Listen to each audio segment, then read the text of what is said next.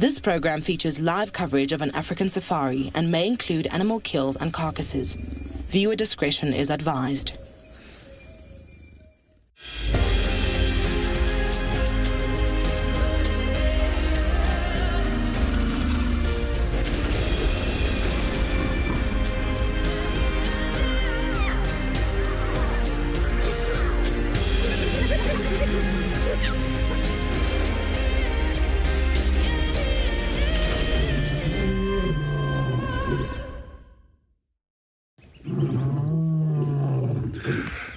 Good afternoon, everybody. Welcome to Juma. We just had some impala doing some acrobatics. It was very, very cool. Welcome aboard. My name's John T. We've got Darren on the camera, and we are going to be exploring Juma this afternoon. It's always exciting when oh, there's a steenbok. It would come running out. Almost looks like a miniature impala. And we are joined by Ali, of course, on Juma this afternoon. We've got JP at Pridelands, Chris at Phinda, and Dyke at Ngala. Please remember that, look how high they're jumping. There's some more coming in now from the right. Normally, when you see a whole herd running like that, doing those high kicks, you can sometimes sort of think that there could be wild dogs in the area, but I think this is just youngsters that are full of energy and just jumping around. But it does get the heart rate going when you see them jumping like that. So please remember, this afternoon we are live, so please send in your questions and comments. Use the hashtag WildEarth on Twitter, at FC on YouTube. If you're under the age of 18, pop us a mail on kidsquestions@wildearth.tv. You can register on the WildEarth website, head over to the live safari page, and you can submit your questions there. Oh, there's some more coming from the right. I wonder if they're going to do some of that. No, they're not.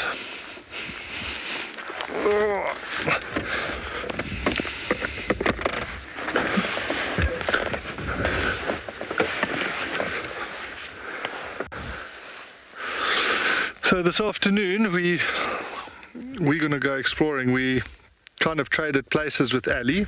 We were lucky with those leopards this morning, so I think she's going to head into that area and see if she can pick up that story from this morning. And Darren and I are going to go into the depths of Juma and see what we can find.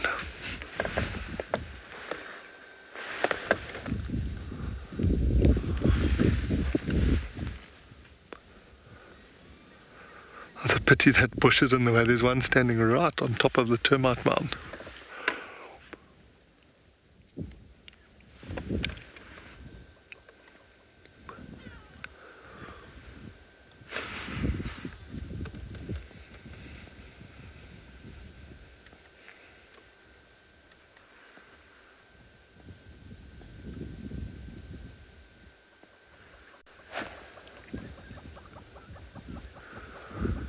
I must say, it is quite a nice change to be, it's still overcast, and the temperature is actually really nice. What was it, 2 days ago when we were out at 2:30, it was cooking.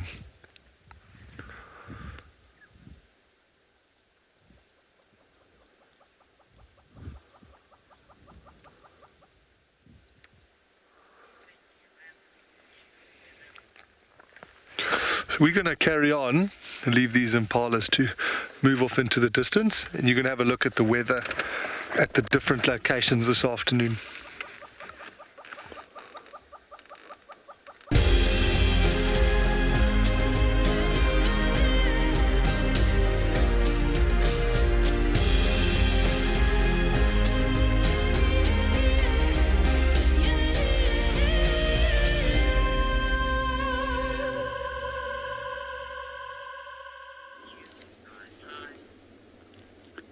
Good afternoon and welcome to WildEarth. We're live at Eco Training Pridelands and we're starting our walk from Leopard Koppie this afternoon.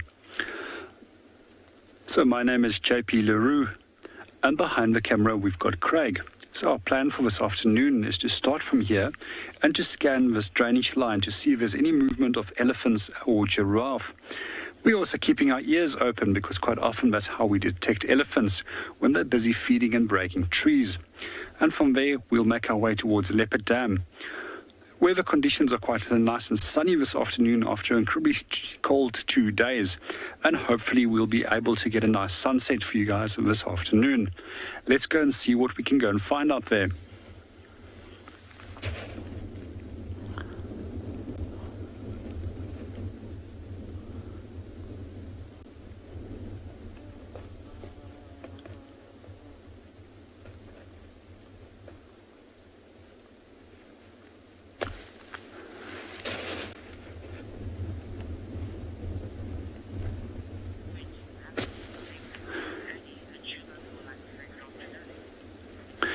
While we're busy looking to see what we can find, let's go and say hello to Ellie.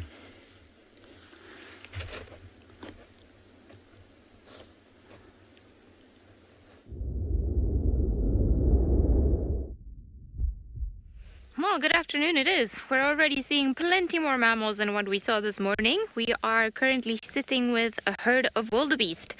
Now, they used to make their home the quarantine area, but it seems like now they found a different plane. My name is Ali, and on camera with me today is Morgan, and we're quite excited to be out bumbling about. It's been the weather of 1,000 years just in one day today. And we've had sunny, we've had misty, we've had then sunny again, then we've got overcast. So all the emotions this afternoon. We decided to come around the area where Jonty had that leopard this morning, or those leopards this morning, see if maybe we can find them or relocate them. It seems like they were still moving when they were left, so we're gonna slowly start making our way there. Just see if maybe we can pick up or anything. And if that doesn't work, then we might just try to go to the hyena den this afternoon. Hopefully it'll be active and we'll get some golden light filtering through so that we can see those little ones again. Hopefully, you know, the stars will align and the animals will perform and we'll all have a great afternoon. But if not, it's always great is just to enjoy the vistas of the bush. Not all of us get to be out and about every day, so it's always nice. It's always a nice escape, especially when you have interesting animals like a wildebeest. Seems like a few of them are pregnant, so maybe we'll have little wildebeest at some stage moving around here. For all of you that follow our animal lives, it seems like the Talamati Pride of Lions has been busy in Manialeti eating something similar to a wildebeest, but they're actually eating a buffalo. And it seems like there were reports for Tandi, the queen herself, just into the far eastern corner of Chitwa. So they are around. No wonder we couldn't find them, though. They moved during the storm to a completely different area. So we've been looking for them in the wrong spot.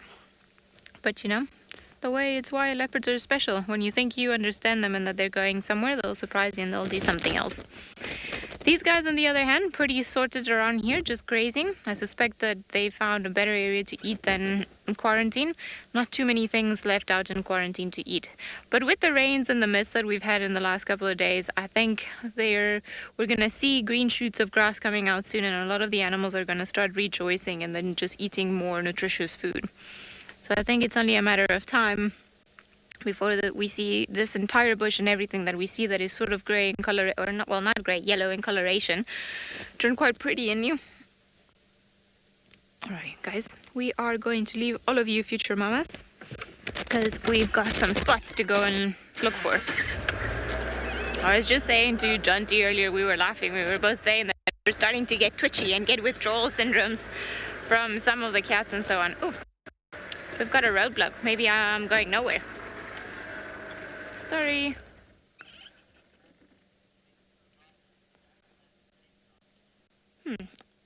I'm going to politely ask these guys to move out of the way, but while we do that, let's head over to Ngala, who would like to say good afternoon.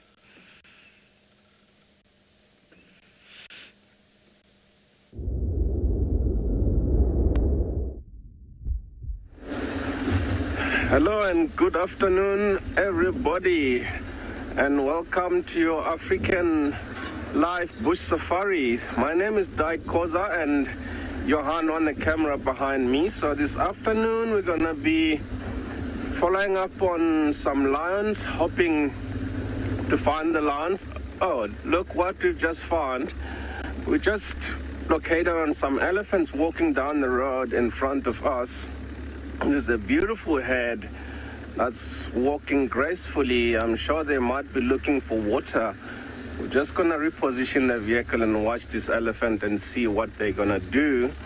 As you can see, there's some beautiful small ones there.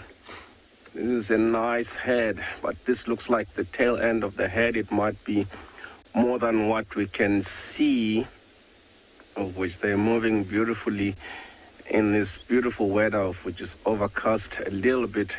It's not hot. As these animals moving down the road, if you look on the side, you can see the grass is so dry that these animals will need a lot of water because they eat so much dry food during this time of the year. So they're definitely walking down the road and heading in the direction of a water hole. It will be really nice to see them or watch them drinking at the end. So we're just going to wait here and let them move down the road. So we're just going to keep following them slowly as they move around the corner and see where they're heading. But I really think they might be looking for water, because that's what these animals will do. They'll be grazing and browsing in the direction of water and then get some water to drink. Same routine, graze and browse in the direction of another water hole. As you can see, they just disappeared around the corner there. How beautiful was that? All of a sudden, I was saying earlier on, we're gonna try look for some lions this afternoon. And like I always say, this is a place where you never say no, because you may be looking for lions and get surprised by elephants like we did just now. So we're gonna try and follow up on these elephants and see what they do. As I said, it will be really nice to see these animals drink by the water and the babies playing around. So I'm gonna start the vehicle now and slowly move towards where those elephants went, as now we cannot see them anymore. They just disappeared around the corner. How beautiful was that? And that was a really good start, to start with these elephants.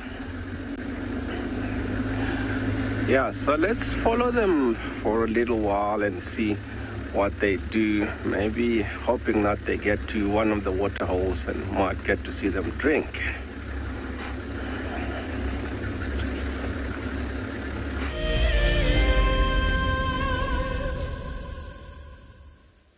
Well, it would be great if we had a herd of elephants around here, but unfortunately not too much happening in this open area. I suspect if the wind doesn't pick up and makes everything cooler, that the wildebeest will come into this area and spend the night here.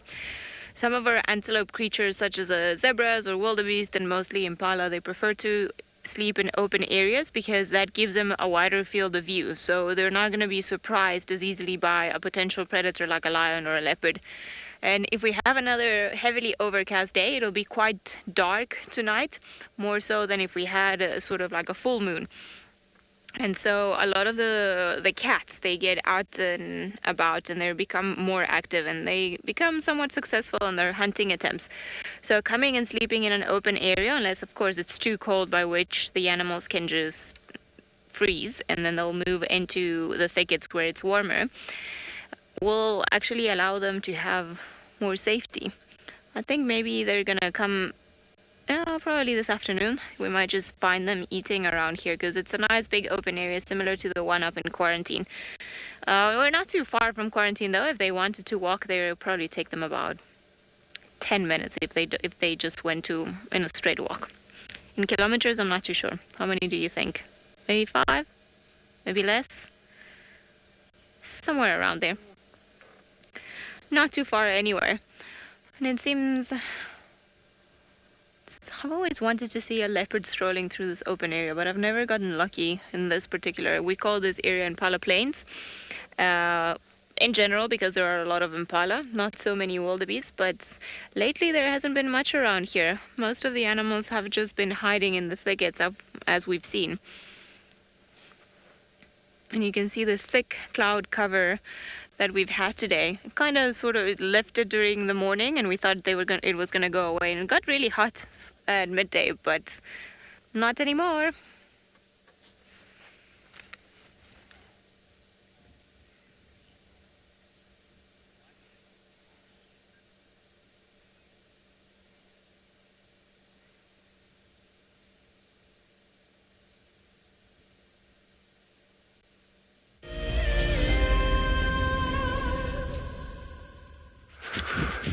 Welcome back, everybody.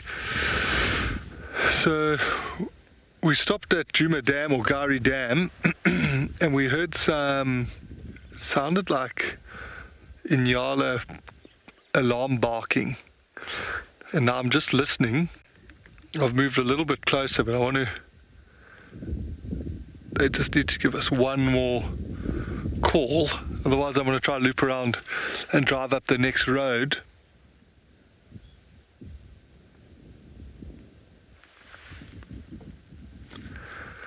But we've been here for like a minute or two. I haven't heard anything. Oh, excuse me. Yeah, let me go around onto the next road and see. Normally, Ngala and Kudu, like when they're barking, it's normally a pretty good sign that they have actually seen something. So we definitely want to try and at least see them so we can see which direction they're looking at.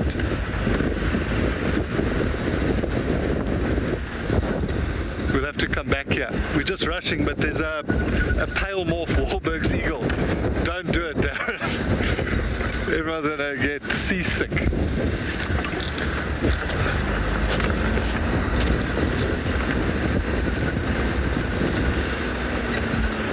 So the only thing that's tough is that this is quite a big block of land on our left, and I've got a horrible feeling that these Ngala were quite high up here. But I'm just going to go up a little bit and then switch off and listen again.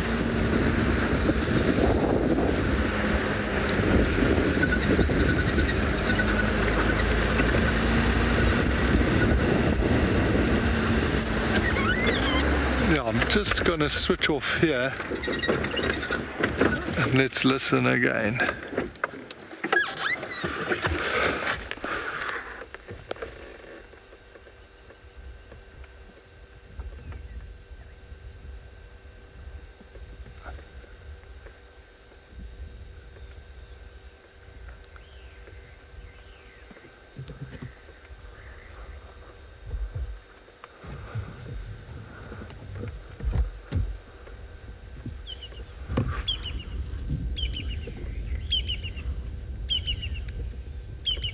Beautiful, a kingfisher calling.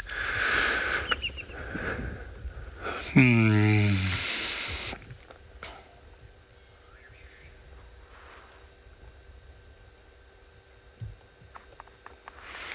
is a bit of a bummer. We're not hearing anything else. I'm just going to keep going then slowly along this road, maybe checking for tracks. But it is good. It's good. That's sort of one clue that you sometimes need to find something.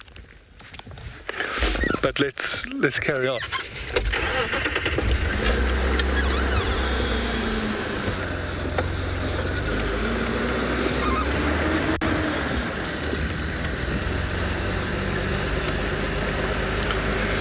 While we carry on, you're going to head over to Dyke, who's an absolute legend of a man who actually is responsible for some of my training. So I don't know if that's something he's proud of, but I'm very proud to have been taught by Dyke. So you're going to go and see what he's up to.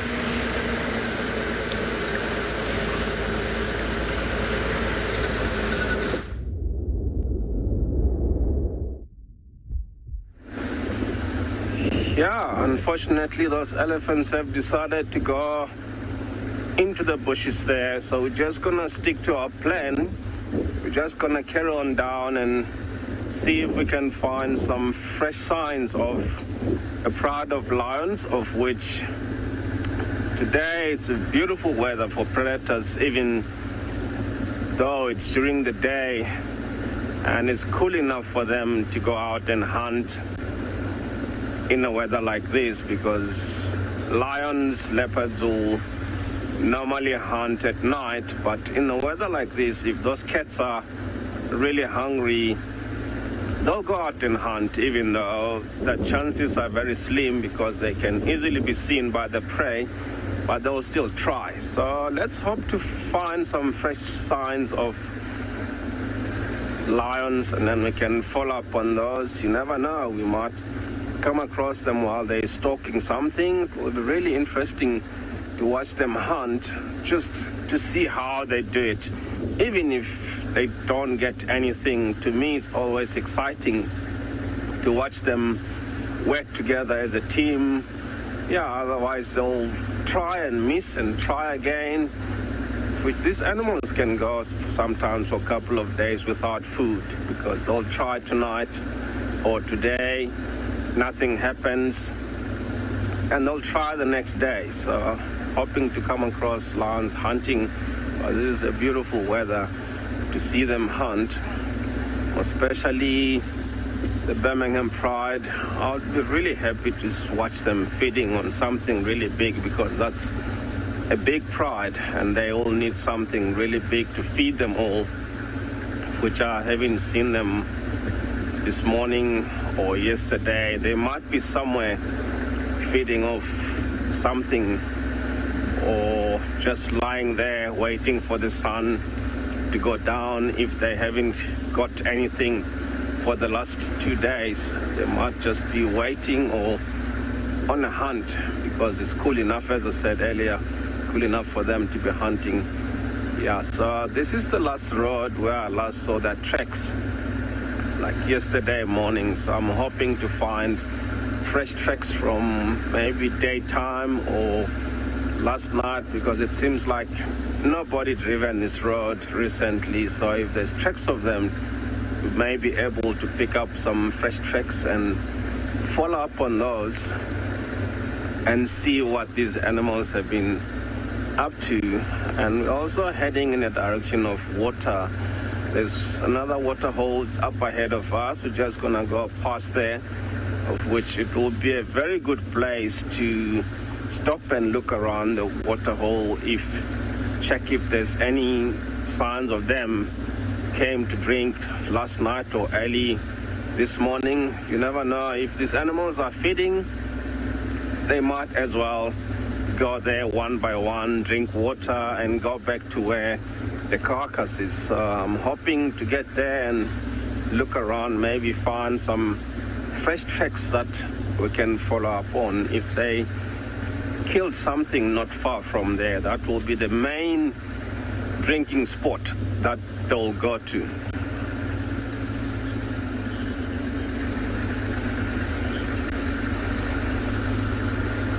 Sorry, I didn't get that question. Can you come again?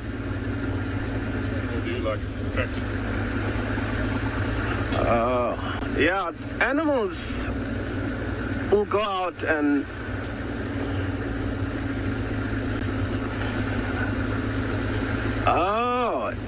the nested. Yeah, so I love tracking the cats mostly. Like I always say, I go look for cats and I find the rest while I'm looking for them. As I mentioned earlier, I was gonna go look for lions, and then we got surprised by those elephants. But I like to track this Birmingham Pride with the white lions, because that's very special for me to see, because it's not many of them around the world. So that's very, very special to see the Birmingham Pride, including the white ones. If I had to choose to follow up on any cat, I'll follow up on the Birmingham Pride every single drive. So that's what I'm going to look for, and hoping I find fresh tracks of them, and then find them, including the white ones, of which that will be very nice to see. Because we only saw the young male a few days ago, but the young female, the white one, was not with the Pride. So I'm hoping she is with them today. So it will be really nice to see them all together.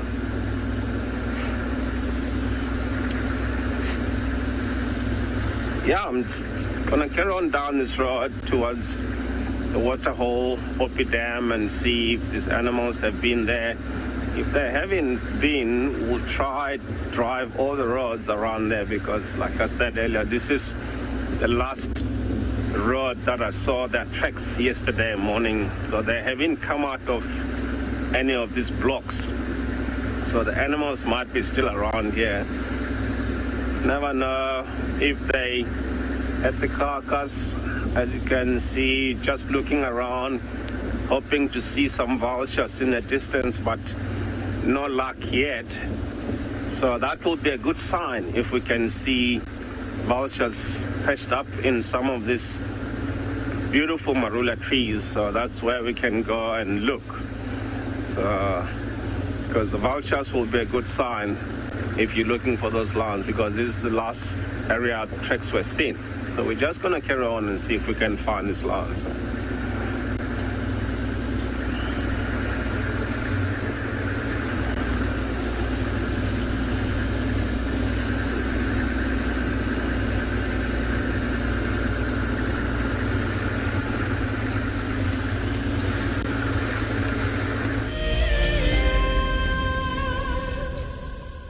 I have a degree in environmental planning and development. My passion is outdoor classrooms. We are not only grooming the environmentalists of tomorrow, but tomorrow's leaders as well. My long-term goal is for the people of South Africa to learn how to live sustainably and to be able to look after themselves and the environment. So I hope that through environmental education, we are able to get that message to the future generation of South Africa so that they start now and can continue that good practice in the future. Environmental education is critical so that people can live sustainably in the future. That is my long-term goal.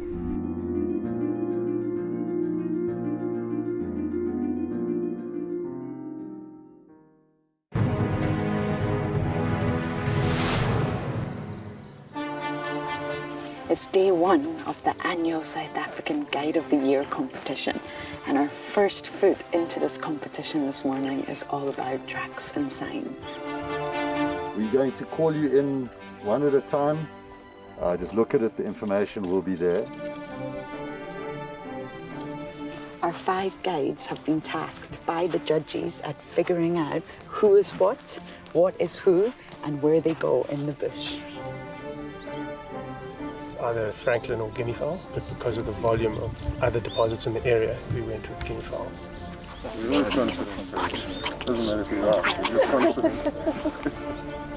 Detailing the surrounding that you need to look out for tracks.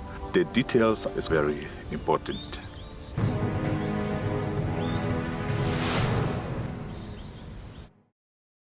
Something very, very interesting. I didn't plan this, but this is a scene rarely seen. This is what we call a journey of giraffe. So beautiful.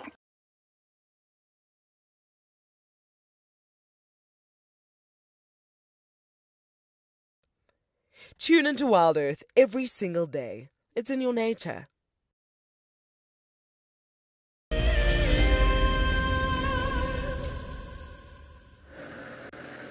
So we've come onto the area where Jonty last had those leopards this morning, but so far no luck. So I'm just driving with kind of my nose stuck onto the ground just to be able to distinguish any tracks. But so far I've only seen hyena tracks. So it doesn't seem like they've come out into this area. So he would have left them somewhere around here, but it seems like Shidulu was acting quite strange as well. And they all suspect that maybe there was a third leopard at the sighting. I don't know what to believe because I was not there. But hopefully we'll be able to see one track. All we need is one track to then be able to determine where they went and where they're going. So far, no luck. We haven't really heard Impala's alarm calling or anything. It sounds like everything is pretty calm around here. We went through a Tamboti thicket, which is a bunch of trees that grow very stuck together and normally very sharp, straight trunks, and nothing in there. And it's a good place for leopards to hide in there. So just want to double check around here. I think maybe we'll go around back towards Gowrie Main. Sorry, not Gowrie Main, Triple M. And see if maybe there's anything there. And I see the tracks of vehicles went around here this morning, so I wonder where these guys went. Let's see. Maybe we'll get lucky somewhere in here.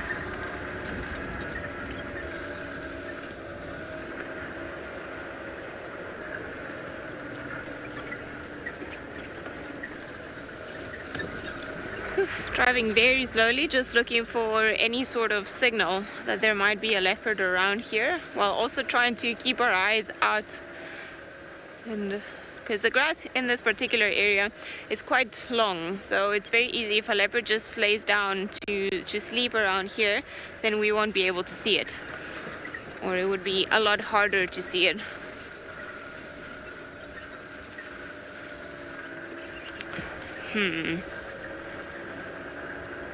Where are you guys? Reveal yourselves.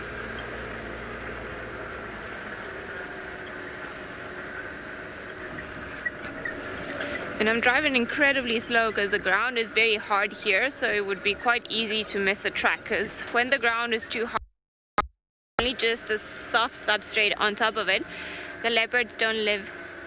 Alrighty, we're gonna send you guys across to Ngala for something exciting.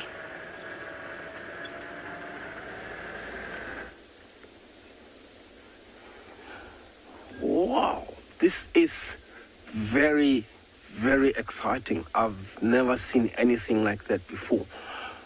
I don't know if you'll be able to see that fluffy white tail there. That's a white-tailed mongoose, of which that's very, very lucky to see one in a daytime like this, because this is one and only mongoose that's active during the night.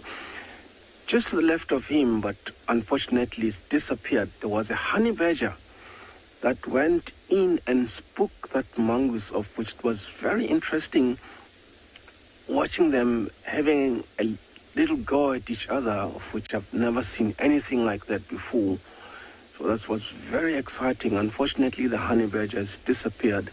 So that mongoose is walking slowly to the left towards where the honey badger was, and going towards that little mound there. I'm sure he was digging for insects on that mound, so that's why the honey badger chased him away. It's beautiful to see an animal like that in the daytime like this, of which is very, very unusual to watch a white-tailed mongoose foraging. As I said earlier, these predators sometimes in a weather like this, they will be active during the day if they're really hungry.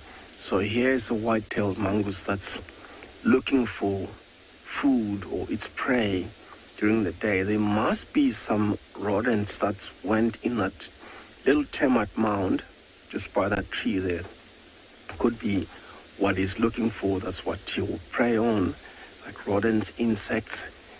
And yeah, like I said earlier on, that's very, very amazing to see one like that. I'm hoping that honey badger pops up again, of which was really interesting. Honey badger also active during the night. See two of these species close to each other in a day like this. That's incredible. Unfortunately, we can't see the honey badger like now, of which that honey badger is one Africa's small, ferocious animal that never give away. As he walked in there, the mongoose just decided to leave, of which now it's slowly gone back to where he was. I'm just gonna slightly move to the front if we can have a good look or a better look at that animal there and maybe figure out what he's after. I'm not gonna go too close to where he is because we might spook him. I'm just trying to move slightly forward to see if we can get to see properly what he's looking for. Unless there's definitely a snake in the hole there, because mongoose are very well known of taking on snakes. He looks small, but he can take on any snake, like black mamba, which is the most venomous snake. Pythons, pufferdas. I've watched him head on with the black mamba at night. We just sat there for maybe half an hour and watching all this going on, and at the end, the mongoose won the battle, as they're known as the best snake killers. This guy watched him defending his young ones from a young female leopard that was trying to take the little ones, and then the mongoose just went over and chased the leopard away. They can be very vicious sometimes. You'll look at him and think he's a small animal, but the way he was fluffed up, he looked even bigger. So that's how they defend themselves. They just try and make them look really big as a predator surprise them, like a honey badger did just now. That was incredible to see him. I wasn't expecting to see that, and all of a sudden I saw the honey badger running there, and he took off from the honey badger because, honey badgers can be very aggressive. Like I've seen one survived 9 lions because the honey badger skin is so flexible that it can almost turn the animal inside out. Like the lions grabbed him and they were trying to rip him apart, and they decided to leave him there thinking that he was dead, and people in the vehicle was feeling sorry for him, and I just said, wait and see. And all of a sudden he got up, started wobbling straight into the middle of the pride and started harassing them again. So that's why the honey badgers are very, very ferocious and never give away. So it's very dangerous animals.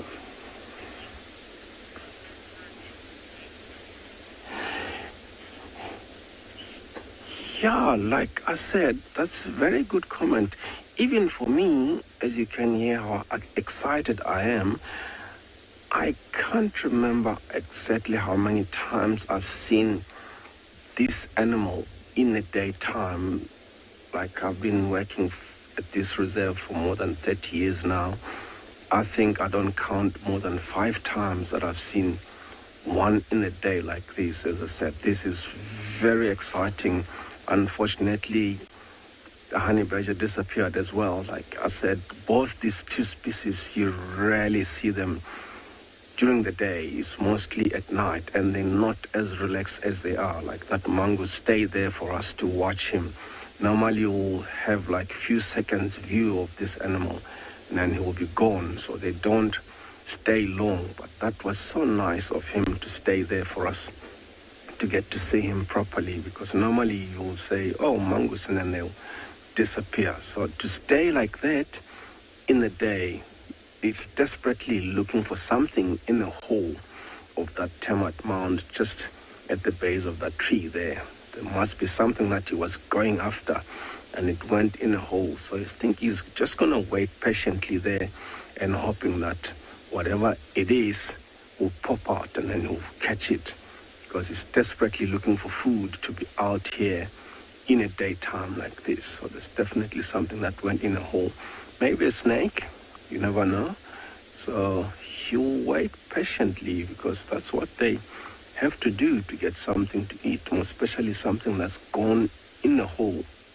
They're gonna have to sit very still there, not making any noise, just hoping that it comes back out. Otherwise, sometimes they'll end up giving up if it's not coming out, and they'll go somewhere else and try to get something else. But it will be really nice to see what's gone in that hole come out, and watch the mongoose tackling whatever it is, of which it will be really grateful to watch who's going to win the fight, more especially if it's a snake. It will be really exciting, because sometimes people will tell them about mongoose taking on snakes. They don't believe. So I've never seen it myself happen. I've seen them once, maybe twice, but normally once white-tailed mongoose, seen yes, taking on black mamba, and that was one and only time. Banded mongoose, dwarf mongoose, yes, but white-tailed mongoose, one and only time that I've seen him taking on snake. As I said, these animals are very rare, even though they're active during the night. Even at night, you happen to see one once in a while. As I said, daytime, that's very special to see. I can sit the whole day and really want to see what's going in that hole, unless the mongoose decide to leave. Otherwise, I'll sit here and watch him and see what he's after, because it seems like he's not going anywhere soon. So he definitely knows something that we don't know. So it's definitely going to wait longer than this.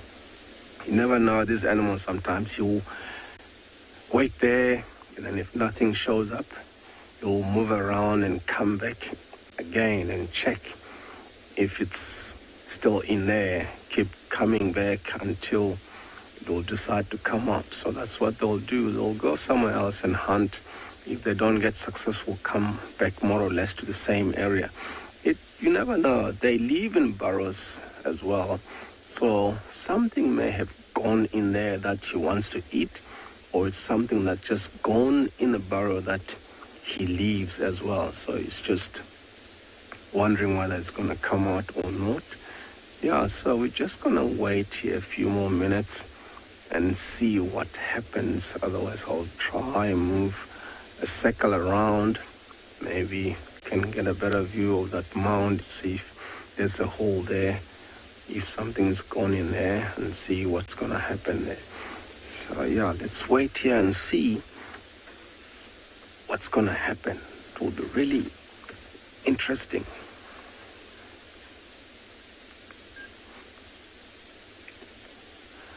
Yeah, so while we're waiting here, just hoping that we'll see some vultures. As I said earlier, those lions could be somewhere here. We just picked up some old tracks further behind us. Let's sit and watch this mongoose and hope to see vultures going down, and then might go over there and have a look. How exciting was that to see all of a sudden like a white brush above this brown grass, and it was very exciting because I didn't even know what to say, because just saw this white thing that fluffed up, and because they very uncommon during the day, it took me a few seconds to figure out what it was. And so yeah, we're just gonna wait here for a while and see what happens, what's in that hole.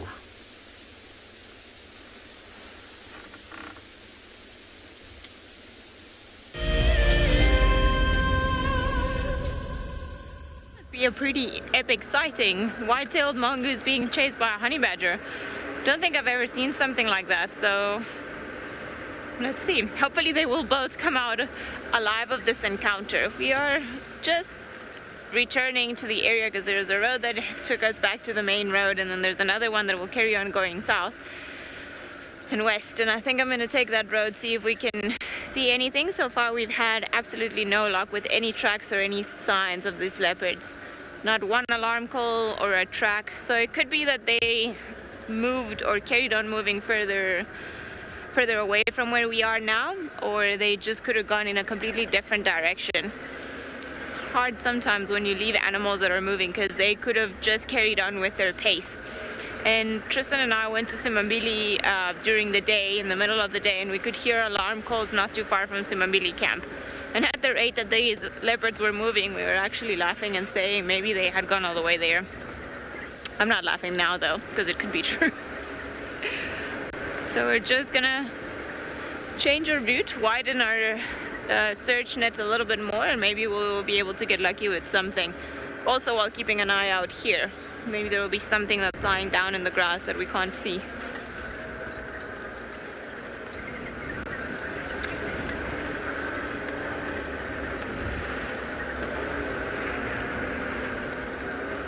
Alrighty. Into the unknown. Seeing if we can come across any tracks whatsoever. This looks like a nice and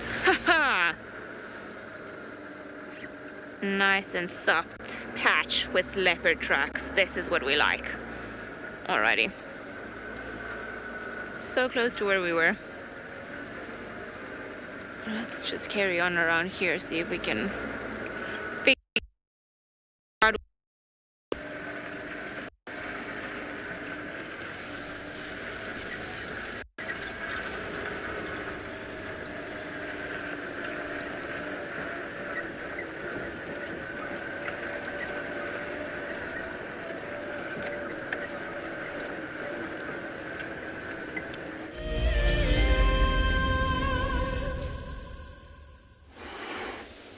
yeah, if you look there, you can see that mongoose a little bit better and see why he's called white-tailed mongoose. As you can see, he's got that white, fluffy tail.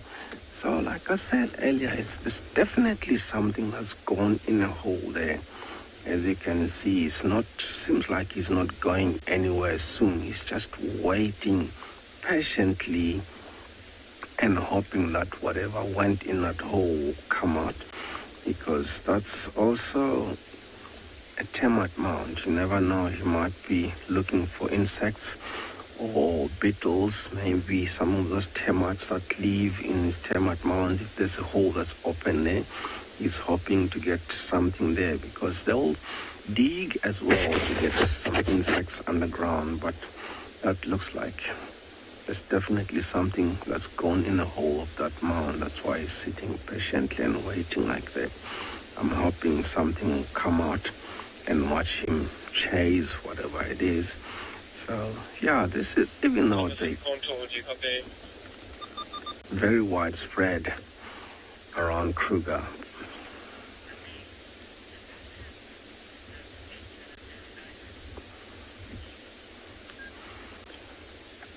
Yeah, I'm not sure about that. I can look out for you, Lene.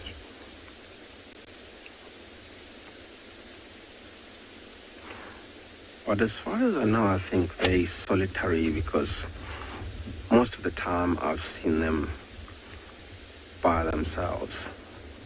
Only join up for mating, maybe male and female together, or mother and young one. But besides that, these animals travel mostly by themselves. Yeah, that's mostly what I've seen. I've seen them solitary. It's very interesting though. Seems like he's not going anywhere soon. As you can see, he's just crouching and hiding so he doesn't get seen. As you can see, he's not even making a move. He's just sitting very still. So it's definitely ambushing something that's going to come out of that hole. I'm hoping there's definitely something there. Or if it's a snake, then he's also aware that snakes can be dangerous to them sometimes. So that's why he's trying to do it very carefully. He's not in a hurry, as you can see the way he's sitting and facing that mound. So possibly tail curled up a bit, maybe ready to jump. Yeah, let's hope something is going to come out of that hole. It will be very interesting to see all along what has he been after, which is always so nice to see these animals on the run, maybe chasing something, even if they don't get anything, but always very exciting to see them on the run, chasing something that they want to catch.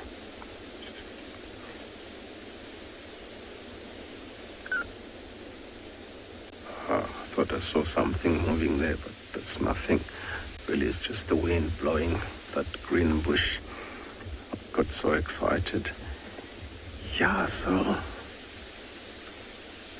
still unbelievable for me, like, to see him so still, because watching him like this, that's very unusual. I was expecting him to be gone by now, but he's still waiting there. As I said, maybe some insects in that mound, or snake. Yeah.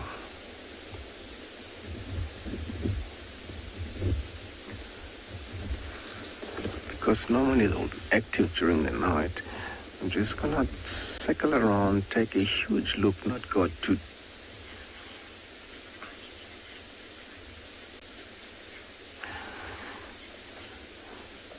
Yeah, exactly. That's what surprised me, because he's sitting very still, because at normal he won't be here with us being here. They know he's a skittish animal. This He's not just a relaxed mongoose.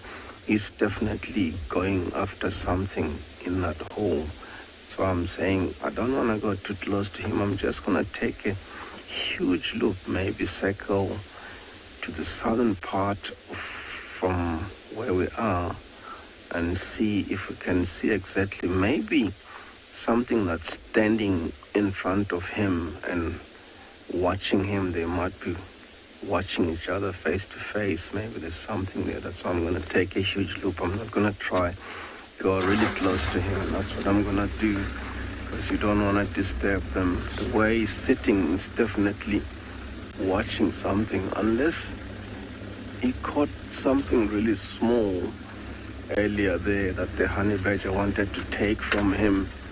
But at the moment I don't see much because of that bush that was in front of us. That's why I'm taking a loop and try see if we can have a better view of the animal without disturbing him. That's why I'm doing this huge loop around so we don't scare him off. Because might want to get something there. It would be really nice if we can get a better view and tell exactly what this animal is after. Unless he's just feeling a bit cold, he must just decided to lie there. But I don't think it will be for that reason. It's definitely something that he's looking to get from that termite mound.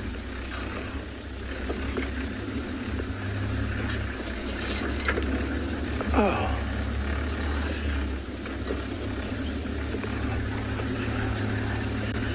Yeah, we're just gonna try and see if we can have a better view. Otherwise, while we do that, let's go over to JP on his bushwalk. But it looks like these animals, as I said, they live in burrows. He's gone inside. That's definitely his burrow. That's where he lives. So I'm so happy to know exactly what was all about. So the honey badger was trying to catch him.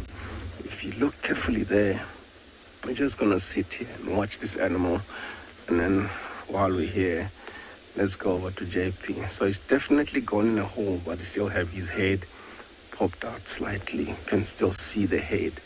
So I'm so happy finally got what was drawing his attention not to move from where he was. Let's go over to JP.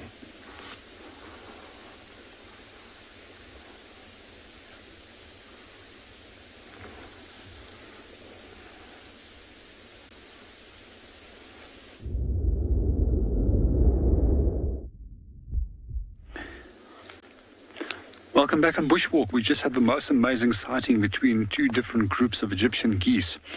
So we've noticed that there was a new pair that set up a territory at the dam, and another pair of birds that came in from the side.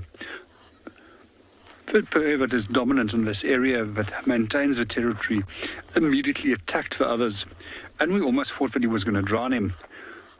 Luckily for him, he managed to escape. So one of the ways that we quite often see that they are displaying their territory or being territorially aggressive when another pair of birds fly over is when they show the white wing panel on the side of a wing, which can disappear very quickly once that other pair of birds have flown over. Generally, when another pair of birds fly over, they will heed that warning seriously and keep on flying. In this case, this male did not take the warning very serious.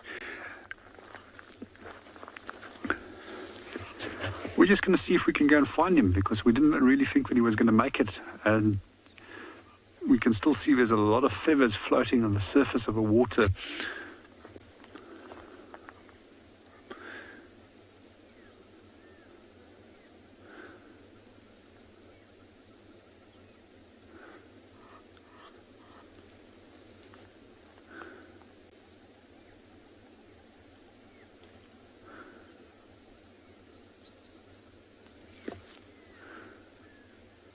Well, we're going to move off and go and see if we can find the other bird that managed to just limp away into the undergrowth and see if he's okay.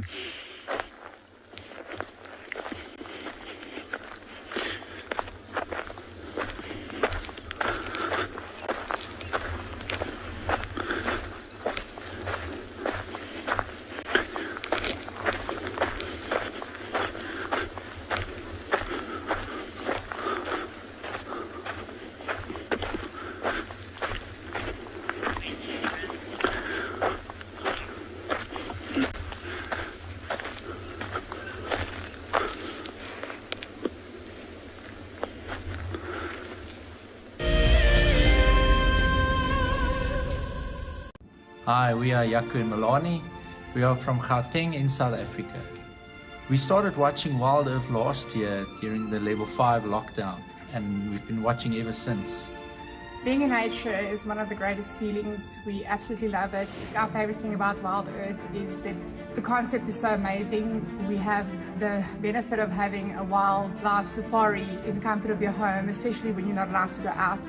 Being part of the Wildlife Explorer program gives us a sense of giving back and contributing to nature. It just makes us feel good because we love it so much. We are so excited to be visiting Ngala. It is obviously, I think for most people, an absolute dream to visit the Masai Mara. We can't wait to go. Thank you very much for this amazing prize, WildEarth.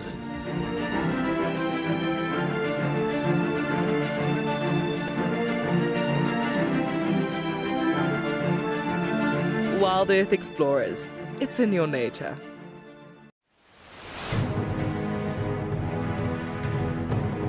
I think sometimes you need just to listen. So it's a kind of taking out all that other spirit and bring back wilderness and healthy. Bushwalk and trek and sign.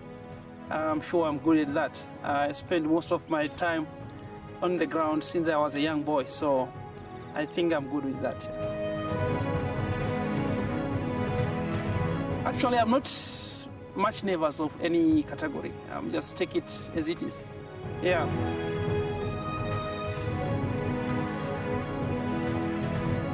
I'm not 100% sure on what the judges are looking at. So chances are 50-50 on my side. I'm not... Obviously, when you go for a competition, you say you win.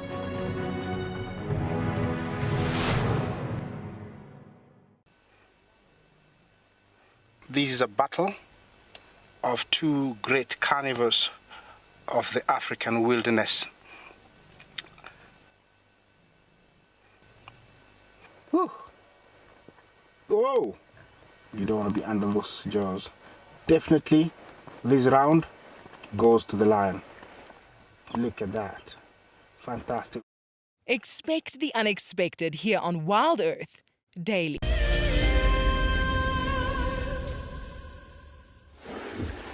Yeah, we're still here, but I'm so happy we finally figured out what was happening here, that Mongoose was actually sitting in front of its own, or the entrance of his burrow, of which the honey badger disturbed him. He was possibly resting inside the hole, so that's why he came out so quick, because the honey badger tried to go inside the hole, so he was defending themselves against the honey badger. The reason I think why he sat there for quite a while, he was just making sure that the honey badger is moved away complete, not to be disturbed again by the honey badger, because he was worried if he goes inside, the honey badger might come back and get him, because honey badgers are predators as well.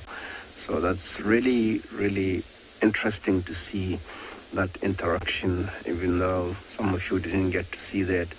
But yeah, for me, like I said, there's definitely something in a hole, or these animals live in burrows. That's exactly what was happening there. So he's just gone back in. So we're just sitting here and hoping that he pop his head out, because he's still concerned about the honey badger that was here, that it might come back. Every now and then he keeps popping his head out to look around if the honey badger is not coming back, but we haven't seen any sign of that honey badger coming back to this area. So we're just sitting and hoping that we might get to see that again, because we didn't have a good look at that honey badger that went away from this mongoose, which was really interesting earlier on to see what happened here. So that was the reason he was out in a day like this, of which that was very, very unusual, because these animals are normally active during the night. So the main reason why he got out, it was defending himself against the honey badger. So that was the reason that he showed up. If it wasn't for the honey badger, we wouldn't have known that this mongoose in the area, because that's what honey badgers will do. They eat rodents as well, but they'll move looking for insects, other animals, snakes, and then pop their nose in these holes and look if there's any small animals. That's what he did. So that's how the mongoose got disturbed by the honey badger. So yeah, we're gonna carry on with our plan and try to see if we can find these lions that we're gonna look for this afternoon. Let's hope we'll find some fresh signs of these lions and follow up on them and see what these lions have been up to the last 2 days. How exciting was that to see the white-tailed mongoose in the day. So that was very exciting. Even if I don't see much this afternoon, that will be my highlight of today, because you don't get to see that. There he goes back in. As I said, I'm just gonna sit quietly for a few more minutes, because now we got a little bit closer to that hole. So with me talking here, he might want to come back out, but if you hear my voice, he might not do that. Some of you might want to see him if you didn't see him. So we're just going to sit quietly, and then let's go over to Jonty and see what they can surprise us with.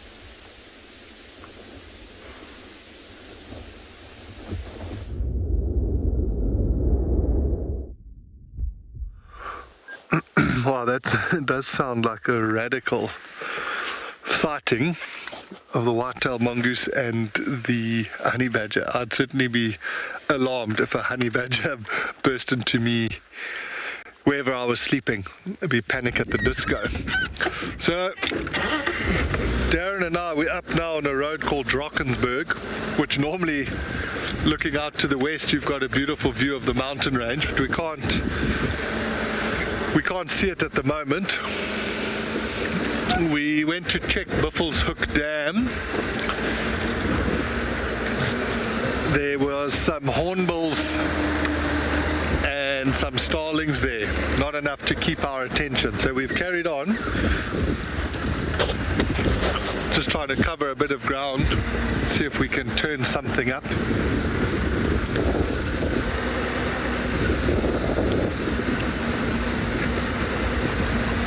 I don't even know if Dyke will remember, but he's trained so many guides through andBeyond, and sort of that second phase of training got so many people through it, but I hope he does remember. But on one of my assessment walks, we bumped into a black mamba,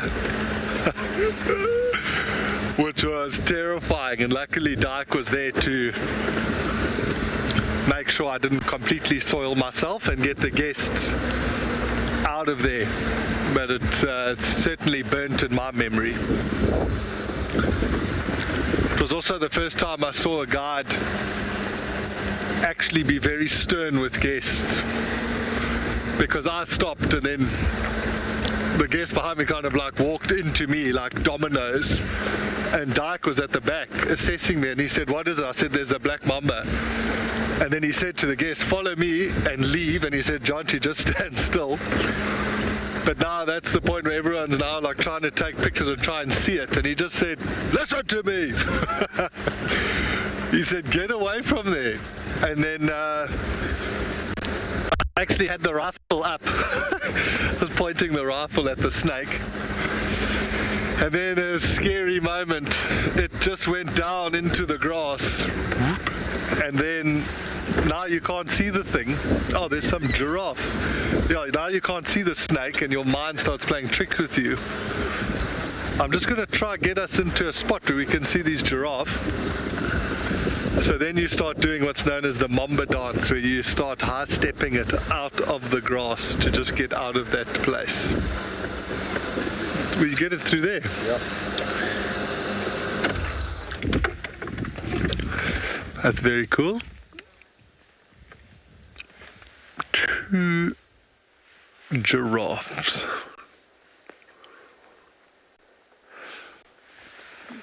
There's a young male, this one that we're looking at.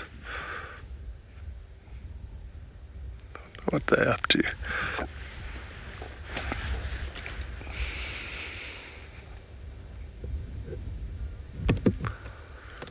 They both look like young males, but they're not.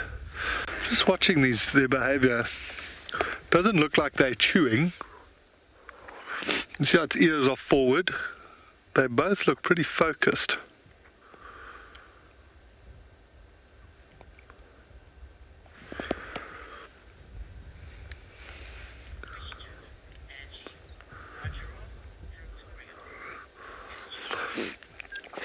And you know they're not. They move around in a home range.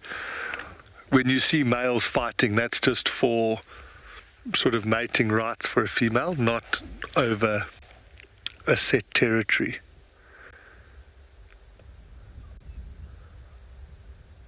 I wonder if we need to go in and have a look here. What do you think, Darren? I don't know, but their behavior just seems...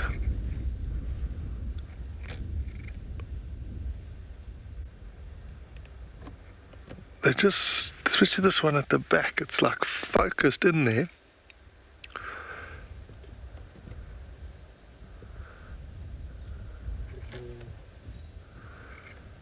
I'm just watching for any sort of movement. Oh, you see now it's sort of broken that focus. But the giraffe, they'll stare at predators.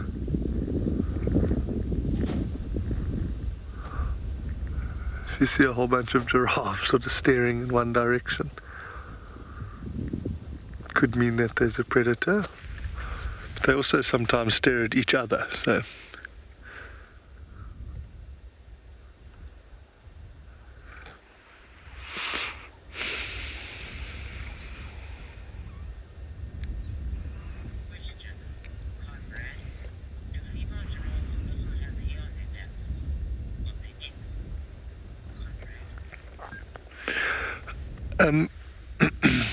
Conrad, do you mean like, I suppose, on that mane? Because then the answer is yes, they do.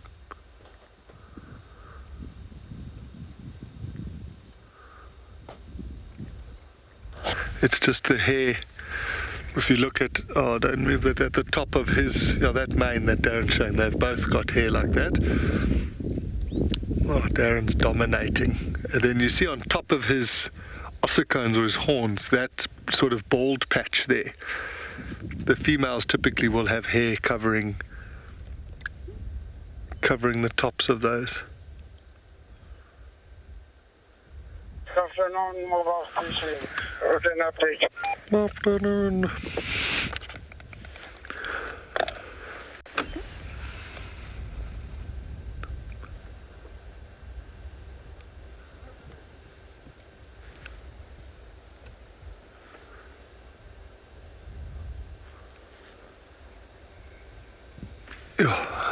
I think we should just go have a quick little look in here, just to satisfy my curiosity as well. It's fairly open here. I'll just drive to where that sort of marula tree is. Seems that's where this giraffe is looking.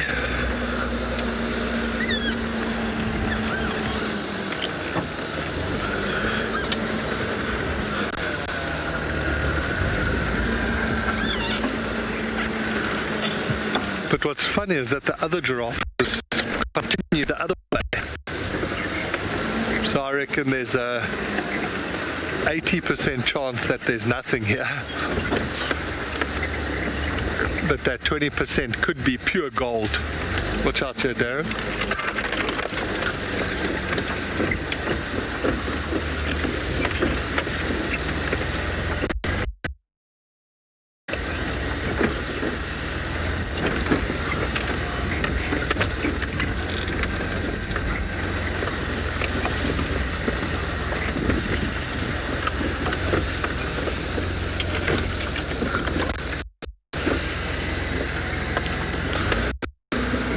Go between the termite mound and the tree.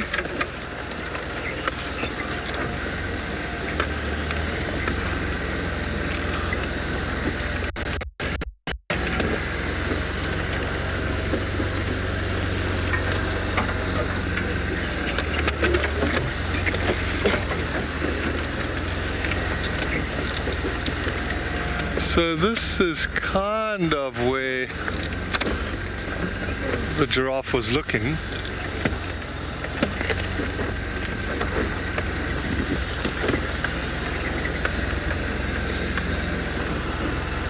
Let's just go around the back here. It was in this sort of space here. Let's just go around the back here. It was in this sort of space here. I think we're on the 80%.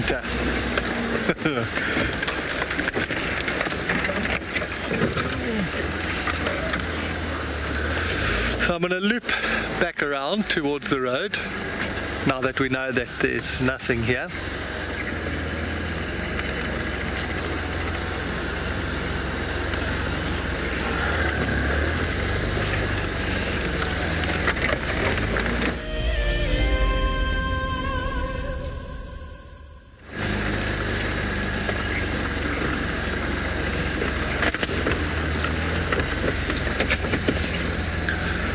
Okay, so I'm just trying to get us a view of this giraffe here. Let's see.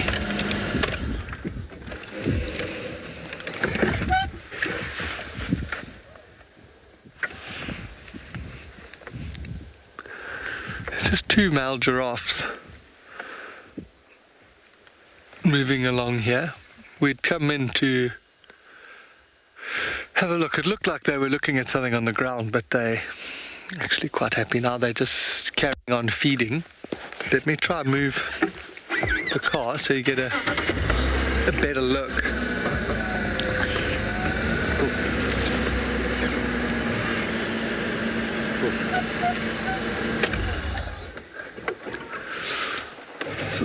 So sometimes you'll see that giraffes just stare off in a direction, and often it can mean that they have seen a predator. So that's what drew us closer to them, is that they were just standing looking, but they might have just been relaxing, which is fine because now we get to watch them.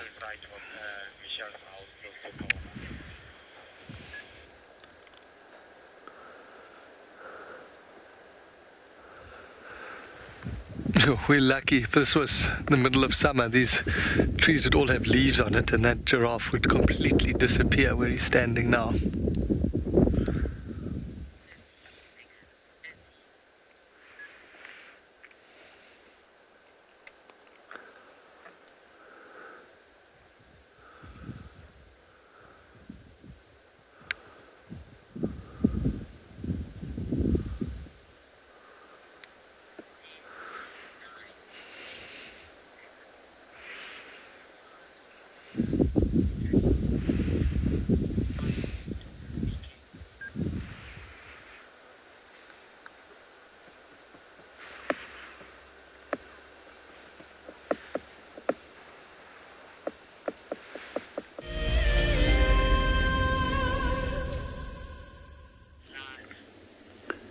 Welcome back on Bushwalk. We just located on our second target species for this afternoon.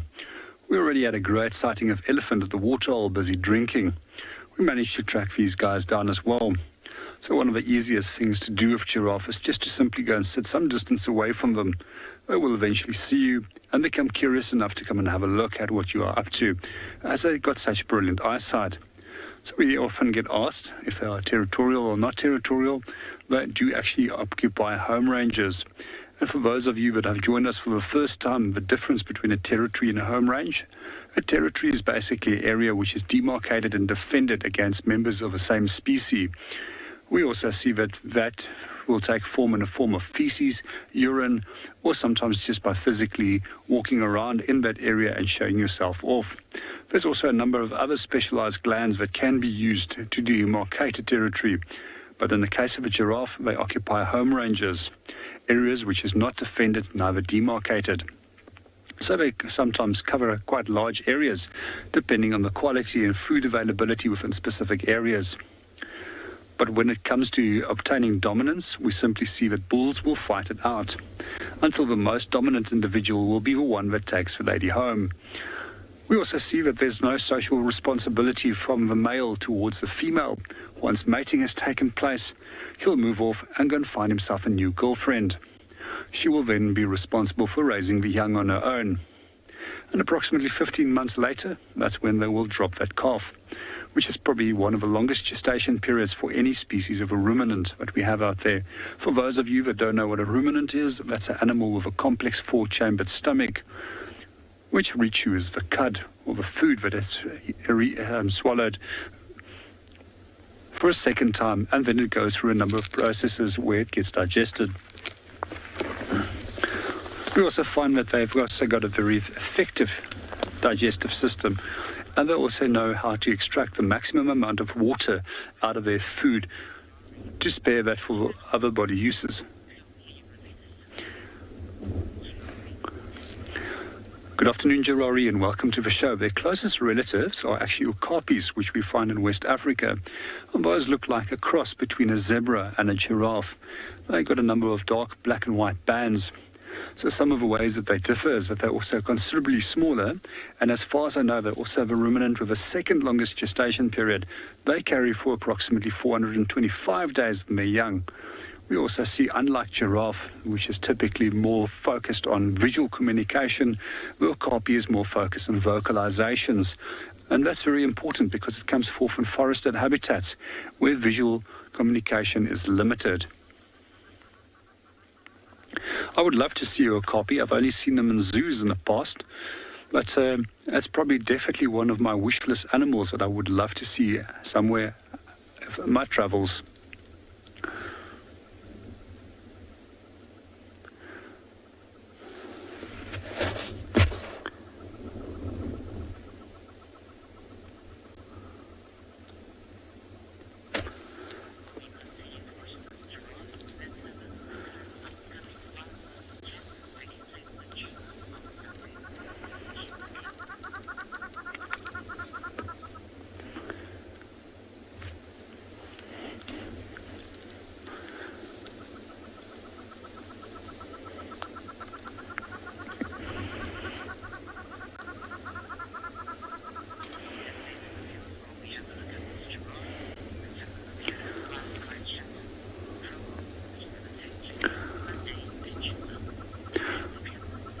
While we're watching our giraffe, we're also just going to link you to one of the promos of the new product that we are seeing in Juma. Let's go and see what they're up to.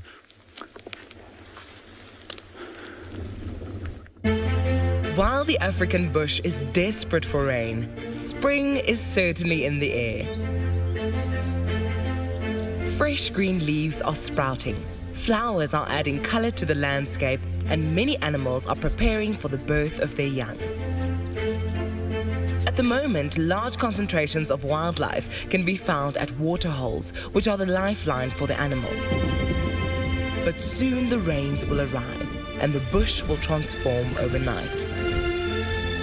Seasonal rivers will start to flow, the bush will be filled with baby animals, and it will become a time of plenty.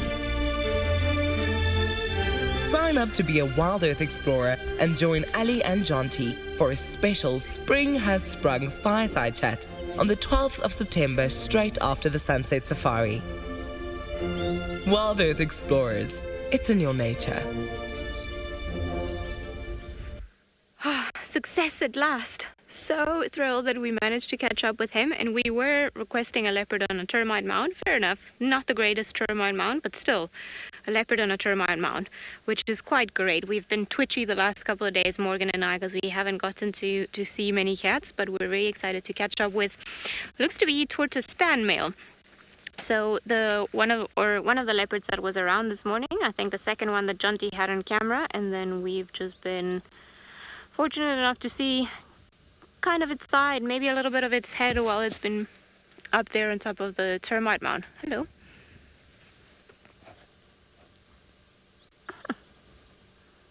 That's quite a well-hidden spot, and it's not too far from the main road, but I don't suspect Shidulu's around here. Seems like it's just him on his own. But we're not complaining. A leopard is a leopard, and we're very thrilled to see one. I think Morgan was in disbelief when we spotted him. He didn't even react. Couldn't remember what a leopard looked like. He says he couldn't remember what a leopard looked like.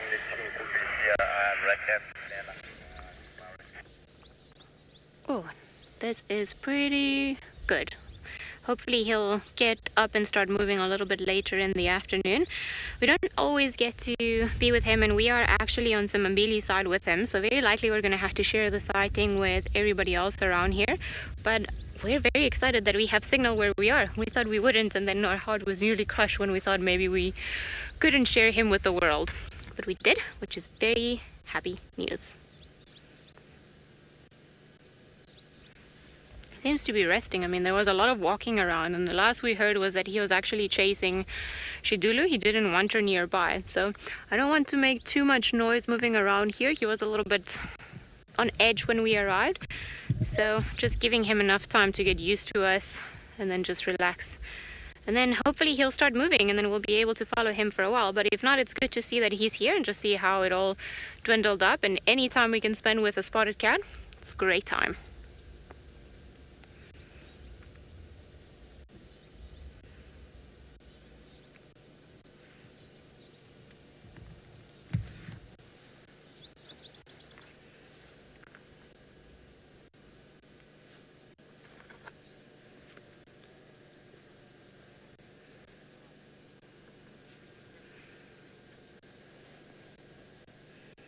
Carlaby, yes, I agree. I think this is only the second time ever I've seen this male leopard, so it's really nice to be able to spend some time with him. I mean, last time I saw him was in January this year, and he was mating with Shidulu. Not Shidulu, sorry, Tiani, so it's been quite a long time. It's good to see that he's not too far from Triple M, so it's a good area for him. If he starts pushing further north and east, then maybe we'll get him coming more often than not into Juma, which would be very nice, because Molowati, the dominant male that we've had in that area, has been quite skittish, so he's not the easiest guy to track and follow. He doesn't like the vehicles, and he doesn't feel too comfortable. Whereas on the other side, we've got Tortoispan happily up on a termite mound. Fair enough. Not the greatest visual that we were dreaming of, the termite mound and the golden light.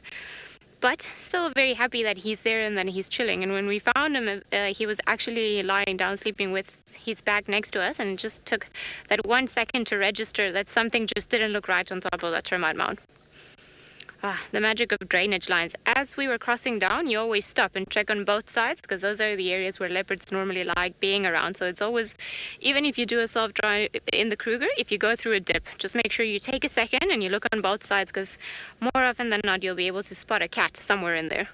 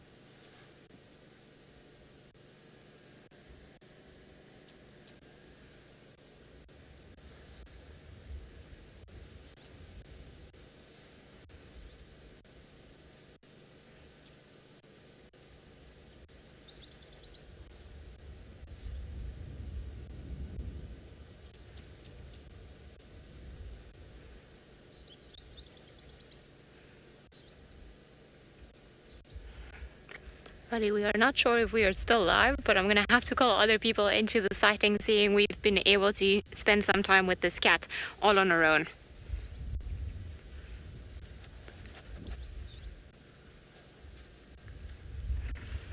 Alrighty, seems like we still are. And although we are watching the sleepy cat, unfortunately, as I said, I wish that we could have all the cats to ourselves. But we've got to be nice and share them with other guys, and then next time they'll share them with us. So you might hear me talking on the radio, just trying to explain to someone where I am, as I'm not truly convinced I know where we are. Mike, Ali Mike.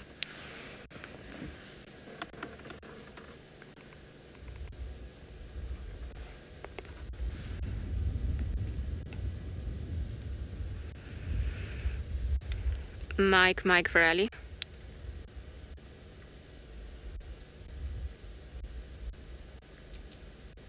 Well, if they don't answer the radio, then we're gonna stay here longer, which would be great.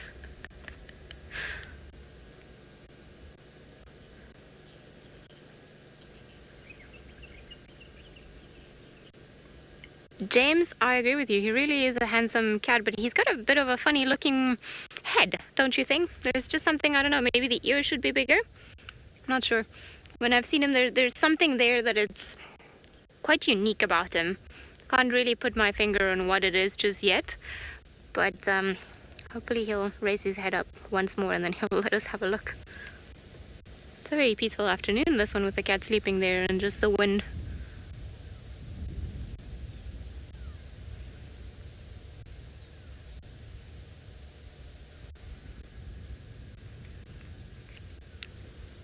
Can any stations copy me?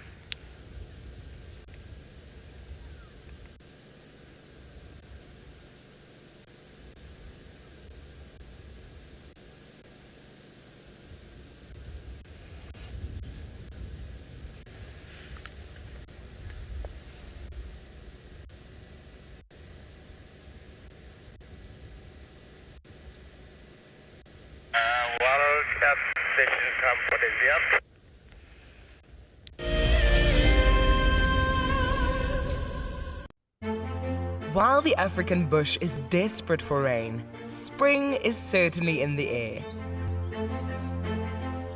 Fresh green leaves are sprouting, flowers are adding color to the landscape, and many animals are preparing for the birth of their young. At the moment, large concentrations of wildlife can be found at waterholes, which are the lifeline for the animals. But soon the rains will arrive, and the bush will transform overnight. Seasonal rivers will start to flow, the bush will be filled with baby animals, and it will become a time of plenty. Sign up to be a WildEarth explorer and join Ali and Jonty for a special Spring Has Sprung fireside chat on the 12th of September, straight after the Sunset Safari. WildEarth explorers, it's in your nature.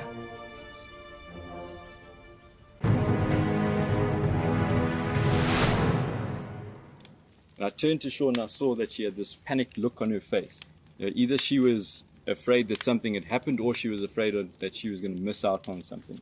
But instead of her missing out on those lions, we drove up next to them and I switched off the car so that she could hear what was going on. Now, these lions had killed a kudu, and she could hear these two cubs, both 8 months old at the time, busy pushing and shoving each other out the way to get to the best parts of the meat. And the mom was lying just to the side in the shade. Now, I'd known that before losing her sight, Shaun probably knew what a lion looked like. But I really wanted her to know what this lion looked like. So for the first time in my guiding career, I started to describe to someone what a lion looked like. And I found that, I started to notice things in that lion that I'd never seen before.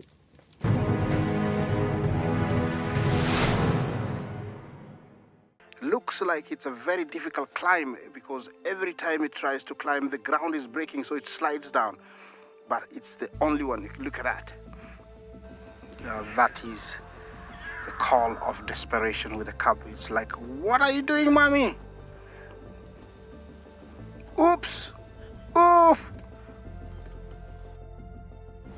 Expect the unexpected here on WildEarth daily.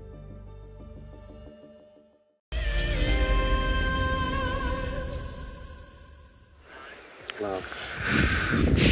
So we're just sitting with Look at the other one. I almost want to go forward a little bit. Darren, I know you framed up, but the other battalier is perched right on top of it, of a dead branch. Check out that one. Look through this gap here.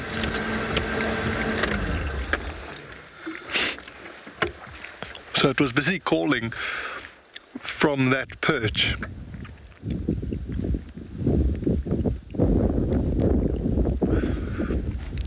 They are ridiculously beautiful when they're in their adult plumage.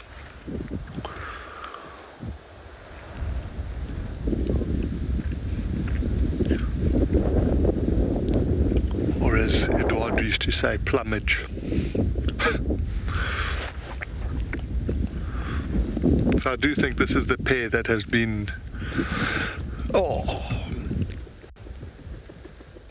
Or is it gonna come and you might get such a good flyby. This is Darren's dream, is to stay with a flying bird. Testing his skills out. You see that's the female. This is predominantly white on the bottom of the wings. And the male has not moved at all.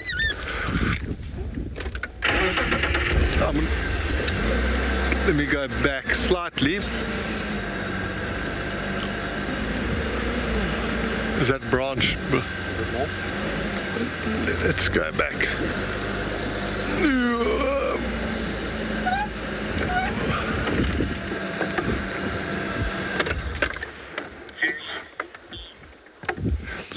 It's just in front of the camera.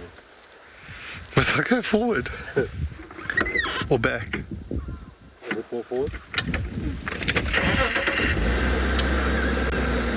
Oh, there. I didn't get any of that audio. Ring to Ali. Oh, we're going to stay with these battlers and you're going to head over to Ali.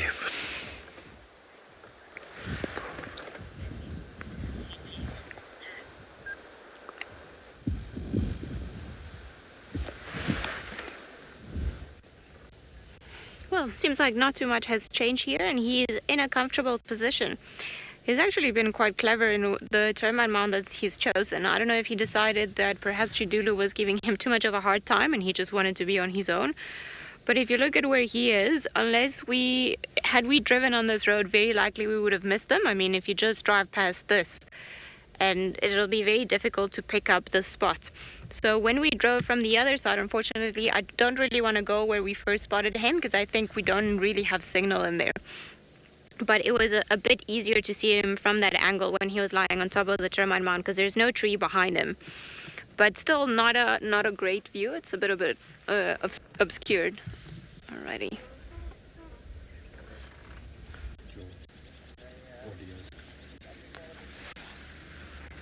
Hello. Yeah.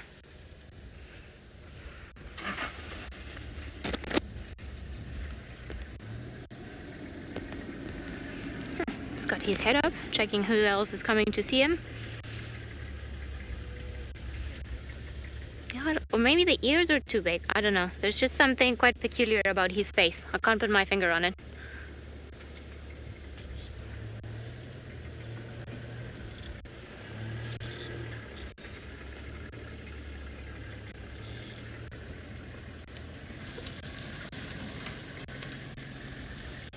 See, the ears are moving everywhere. He's aware of everything that's going on, and he obviously knows that there's another vehicle around here. Doesn't seem too stressed about it. And perhaps he might believe that he's still invisible and that nobody can actually see him from where he's lying down.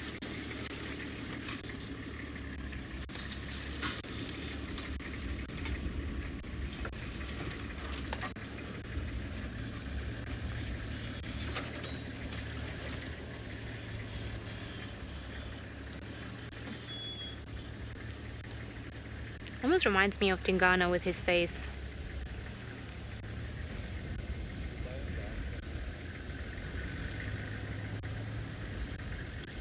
Neville, they do play a role. I mean, without the mothers raising them, the cubs until they're about 2 years old, they wouldn't really they wouldn't really survive.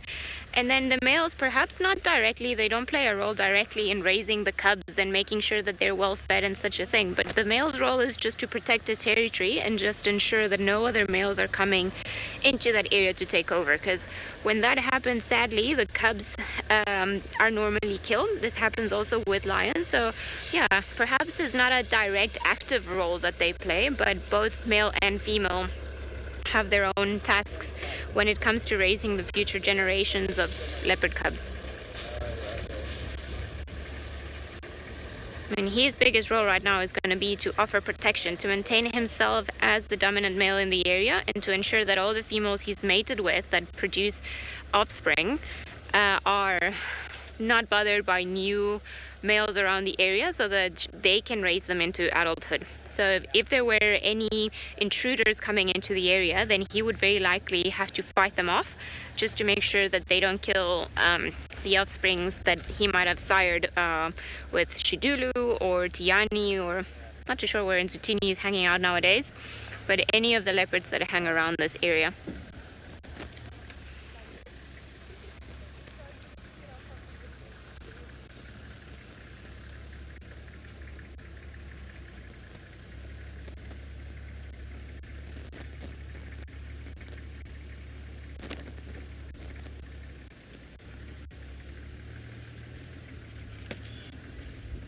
I think the guys, you can hear a vehicle constantly moving is because there isn't really a clear view of him, and because of the zoom and the power of the camera, we've managed to park away at quite a distance, and we're lucky enough to be able to see him, whereas with your own eyes it's much more difficult than what you guys are looking at.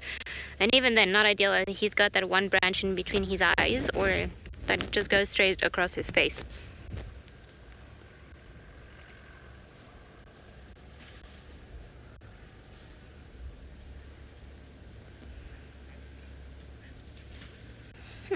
Seems like JP is looking at a burrow on his bushwalk, and I wonder if it's also on a termite mound.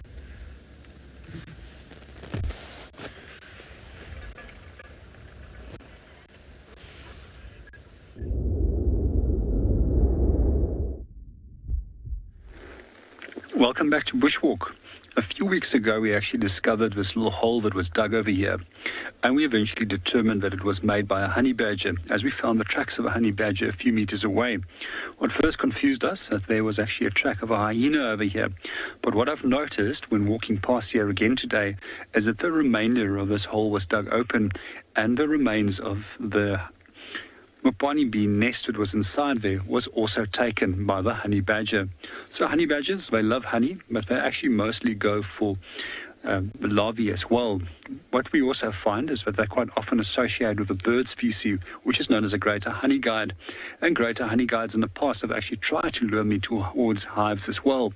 So the honey guide will simply take the honey badger there, and the honey badger will then tear open the mound, and the honey guide will be rewarded with a bee's wax, which is its main part of its diet. It also feeds on the bee larvae and sometimes on bees as well. It's not the only animal that associates with honey badgers. We also find birds such as dark chanting goshawk will also follow honey guides, and pale chanting goshawks as well. And as these honey badgers are disturbing insects, they will actually, and rodents, they will benefit from feeding on it.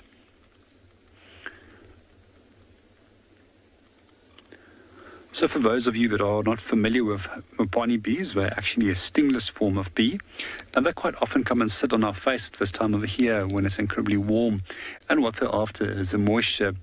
It normally irritates a lot of people, and they think that they are flies. But they produce the most beautiful honey, and I love their honey. So this is the remains of the wax as well as the honey that was inside here, which was discarded by the honey badger. And we were just smelling it earlier on, and it still has a very pleasant honey aroma onto it. So honey is actually one of my favorite foods, and it has a number of benefits as well. And I just love it with peanut butter. Actually makes me now quite hungry. I think we should go back to camp. Let's go and see what else we can go and find.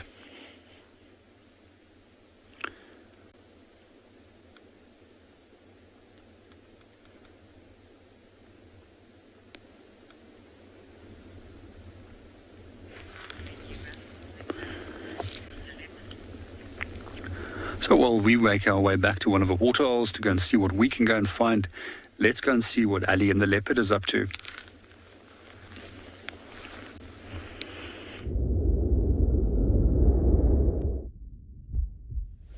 Well, Tortoispan has decided not to climb down for the termite mound. Currently, he's just enjoying looking at us humans trying to move around the termite mound just to get a look of him. I don't think he's particularly disturbed by the car or anything. I think it's more the weather and the fact that it's windy. So animals can be a bit more edgy in this type of weather conditions, and we know that he perhaps had a stressful morning because he was being chased by a girl. And well, suppose if he didn't want to, then couldn't have been the greatest of of activities for him. I wonder what Chidulu was up this morning though, because it seems like she was the one looking for other males, and then Tortoispan was like, nope, not interested. He reportedly also ran away from her, and then was just pushing her away. So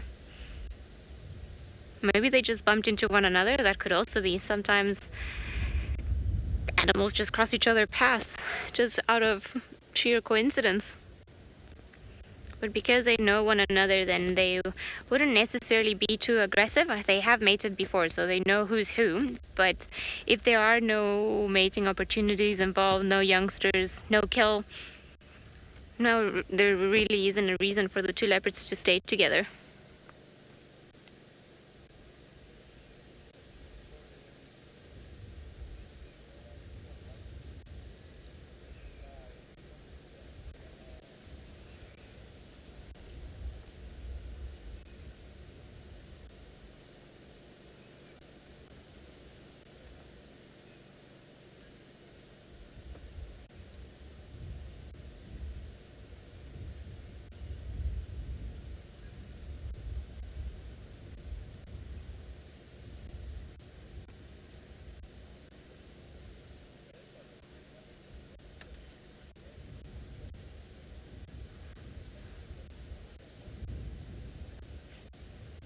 What a sleepy cat. I'm surprised he's up on the termite mound and not down at the base of it where it's warmer.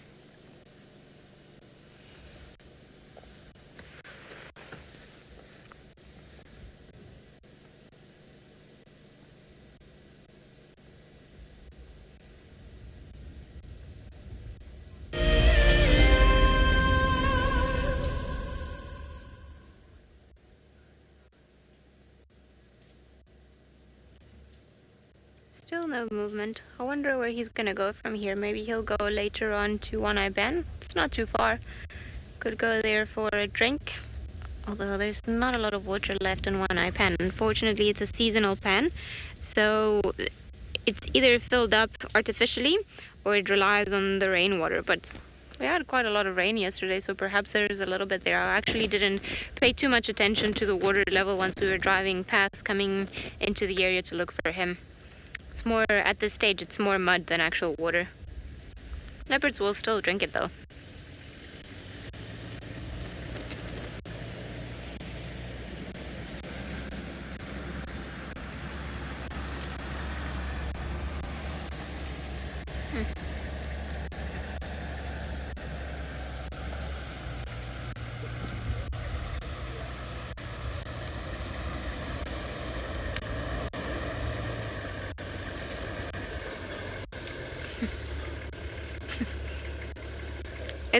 It's also not great from here.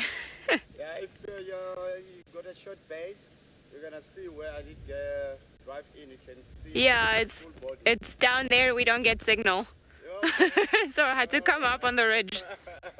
Thank you, though. Okay. Go like this. Yeah.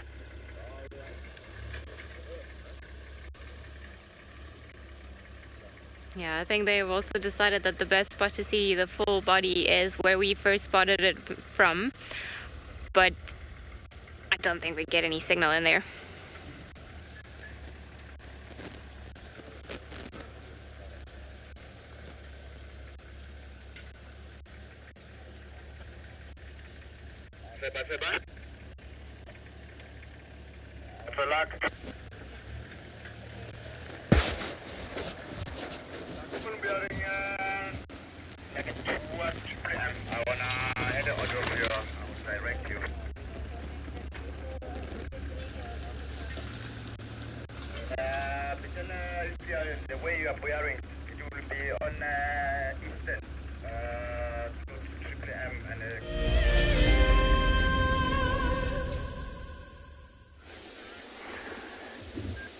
Yeah, if you look here, we've just found this beautiful Africa's most common antelopes, which are the impalas. And then earlier on, we had them alarm calling. So seems to have gone quiet now. But yeah, you can hear them slightly alarm calling. What they were telling us, if you look now, you can see what's lying there in the grass. There's a male lion that's lying there. That's what the impalas were telling us about. So this is the kind of sign that you listen and look for when you're looking for predators, when you're out in the bush. Like earlier on, I said or mentioned that we're going to try look for lions. And just by luck, we had this impala's alarm calling, and then decided to check on what's worrying them. And lucky enough, these impalas were telling us that there's a predator in the area, and that predator happened to be one of the Turos males, of which he's not by himself. If you go over there, you'll see his brother is also lying there. They together here, lying there, but not interested in hunting those impalas, because they know as soon as these impalas start making these alarm calls, they have been seen, so they don't stand a chance to catch any of those impalas, more especially in a daylight like this. They might as well wait for the sun to go down, maybe try, even though the males hunt very little, because they know, like, coming to eat first. The females do the hunting, but these guys will hunt as well. As you can see, none of the females around where they are. It's just the two males together, the two brothers, of which I'm sure they moved the whole night last night, patrolling the territory to see if there's no other males intruding them. And they decided to lie down here late mornings and waiting for the sun to go down. They might start the journey again, maybe move on and patrol the territory further and further. As you can see, that one male is just lifted his head.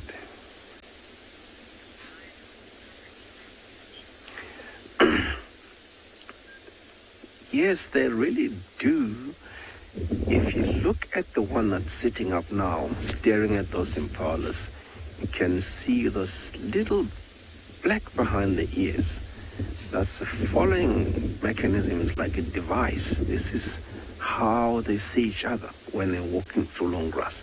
More especially for the cubs, when they're walking with the adults or with the females in the long grass, especially at this time of the year, because these animals blend in so well with the color of the grass. If this grass was a bit longer, we were gonna battle to see them if they were lying flat. Lucky enough with those impalas that were alarm calling. Otherwise you will easily drive past here without knowing that the lions are here. Yes, I agree, they really do blend in so well. See, he's gone back to sleep again because he knows that the impalas have seen him. So yeah, as soon as the sun goes down, once it starts getting dark, these animals, we might see them start to move, or if we're lucky, we might even hear them roar or watch them roar, which that's very unusual again, to see these animals roar while you're watching them. Very often you will hear lions roaring or calling from a distance, and you'll say, listen, there's lions roaring or calling from far away. But that's very exciting to see or watch them do it while you're there, because if they both roar more or less at the same time, where I'm sitting, you can even feel the vehicle vibration, because that's so loud. So the roaring will be trying to get hold of the pride, as well as marking the territory, telling other lions, other male lions, that this is our territory. So that's why they do that. So if the pride is on the neighborhood, otherwise they'll respond to that and then they'll go over there. They'll easily know where to go. But I think they just patrolling the territory because it drizzled a bit the last 2 days. So then after you had a bit of a drizzle like that, that scent where they spray urine around these beautiful green bushes will get washed away by that bit of rain that we had.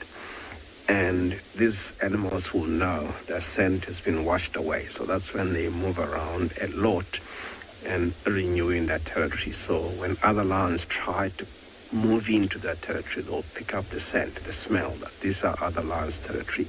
Because these animals, if they come across each other, and then they'll fight till death sometimes, because they have a very big competition amongst themselves, more especially these male lions, because these guys can keep a number of prides in that territory, and they'll move from pride to pride.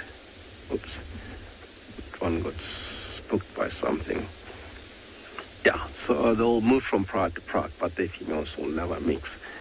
So that's why when young males reach maturity, they get pushed out by these big males and they'll go off on their own as nomads at the nomadic stage. That's when they do most of their hunting until 5-6 years.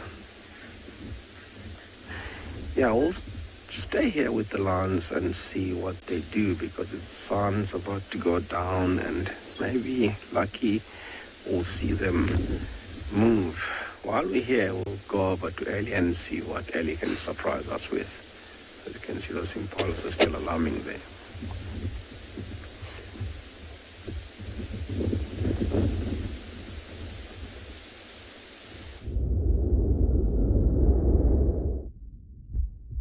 Well, he has not moved all that much. He seems to just be enjoying the spot that he chose for the afternoon, which is not too bad. Not too bad indeed.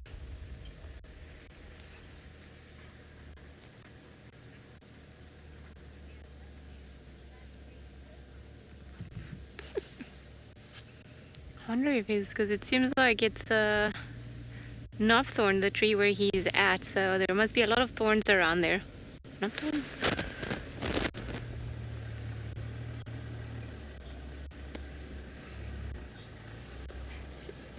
Shaggy, I unfortunately don't know his lineage, but I'm sure perhaps some of the other viewers will be able to help us out and let us know where he comes from.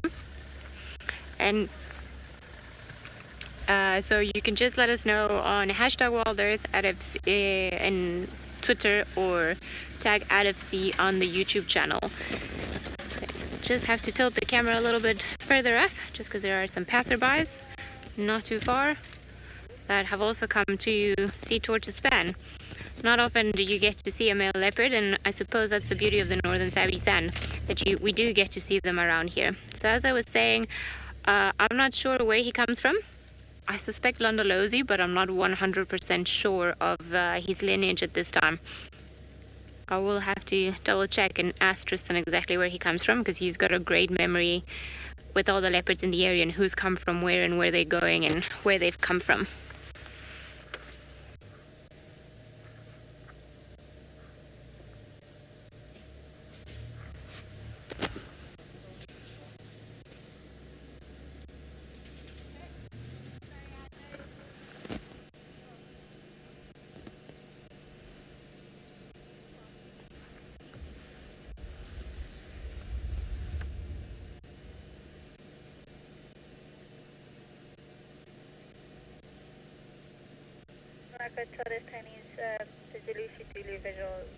not too much late.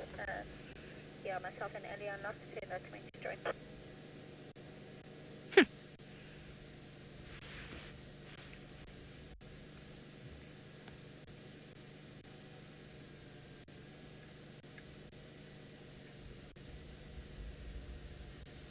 This is really good camouflage. You get to see why leopards are so hard to actually spot.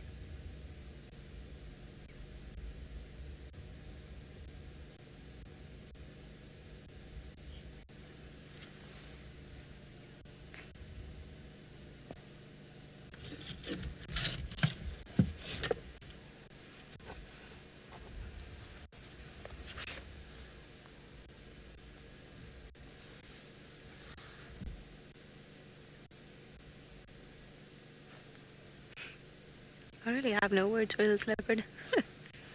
He's so sneaky. And then just enjoying sleeping. I'm surprised he hasn't been bothered by all the cars on the main road. We're not too far from the main access road to the game reserve. And so everybody that wants to come to most of the lodges would basically pass through here. Not far in the distance, we can even see the power lines. And where the power lines are, Juma is. So not too far, sadly, just out of the reach for Juma.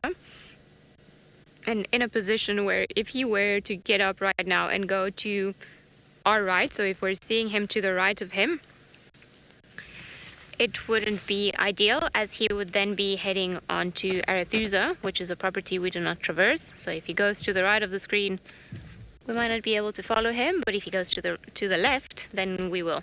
We're kind of hoping he will perhaps head into One Eye Pan. There are a lot of other beautiful termite mounds and open areas in that spot, so I am hoping that he'll be there.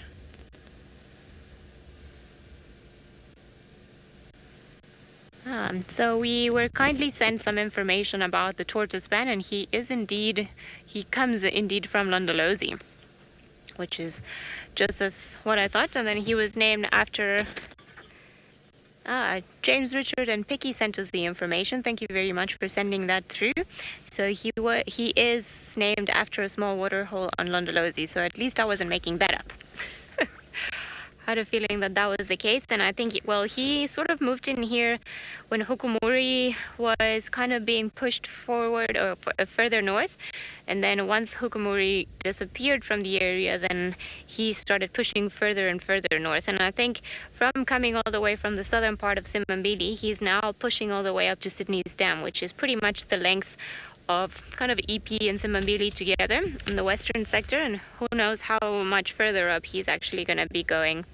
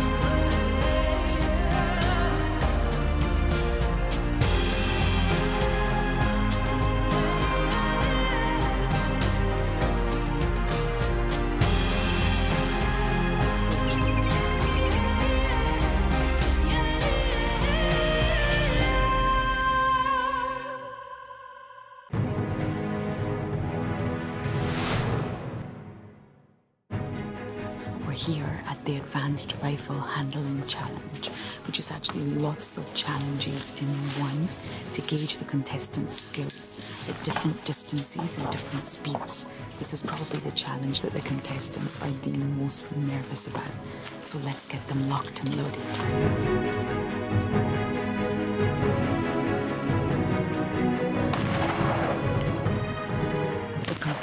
Are now doing the Hales halt, where they have to run back and forth to a target, turn, take aim, and shoot. And this simulates a chase in a real environment and gets the heart pumping and the blood pressure up. James gave us a demonstration, and the skill involved in this exercise is remarkable.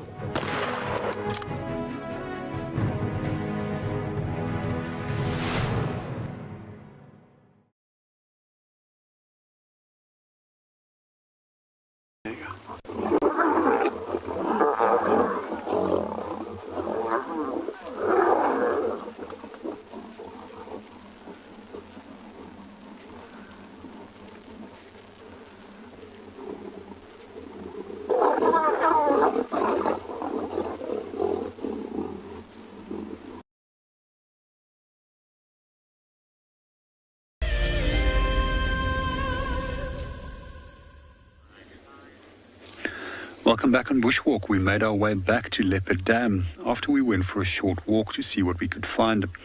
It's been pretty productive. We've had elephants drinking this afternoon, and we also had some giraffes out there feeding. We were also asked a question about territorial behavior. When it comes to territorial behavior, for those of you that has just joined us and would like to know what is a territory, it's basically an area which is demarcated and defended. And different species of animals are going to demarcate and defend their territories in the different ways. For the Egyptian geese that we see over here, they will do it by vocalizations, as well as showing the white wing panel that they often display. They will also quite often aggressively attack strangers, as what they did in this case this afternoon, to drive them out of their territory.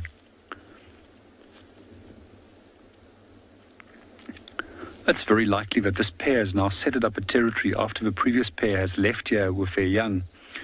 And it seems that they are also attempting to nest in the red-billed buffalo weaver, just like the other pair did. It's going to be interesting to see if we can hang around here for a few more weeks.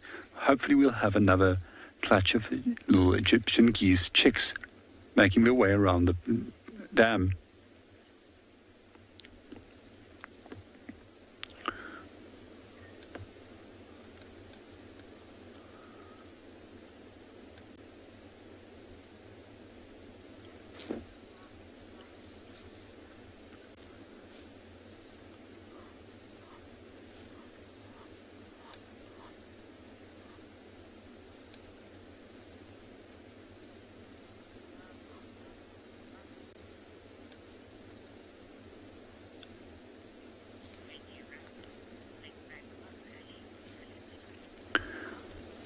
We're going to sit a little bit longer here at Leopard Dam and hope that there's some animals coming in to drink.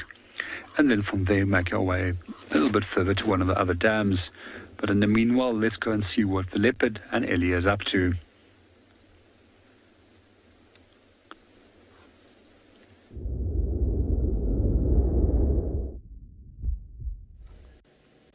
Well, he's definitely gotten down for a good snooze now.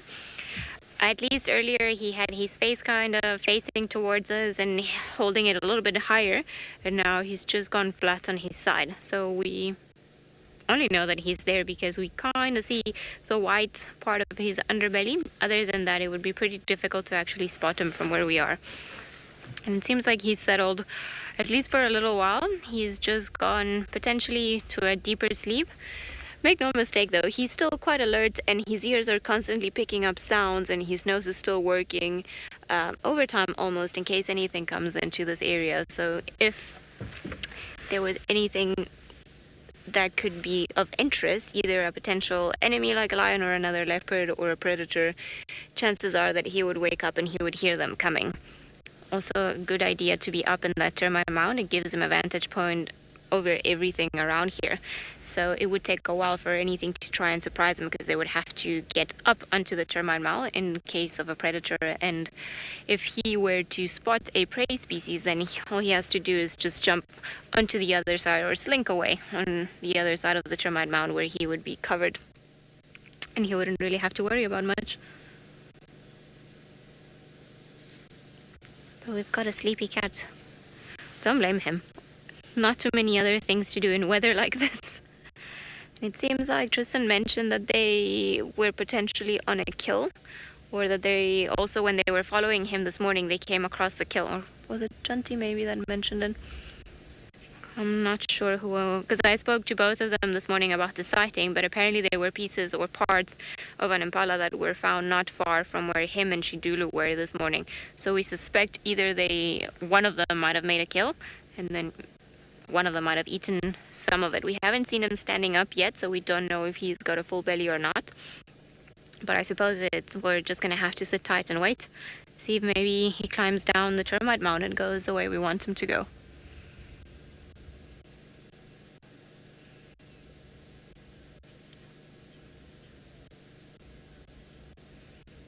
Seems like John D is enjoying looking at some battaliers, so let's head over to him and find out what they're doing.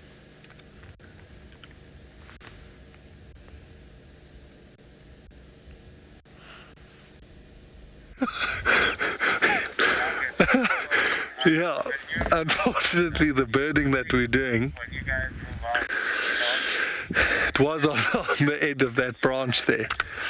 But unfortunately, she gone. Oh, what's just landed up top there on the left? That is epic. That's not what we were looking at. What did you say, Darren? Okay, Darren's first guess was a parrot, but let's see. What can anybody who's watching tell us what that is? Try look at.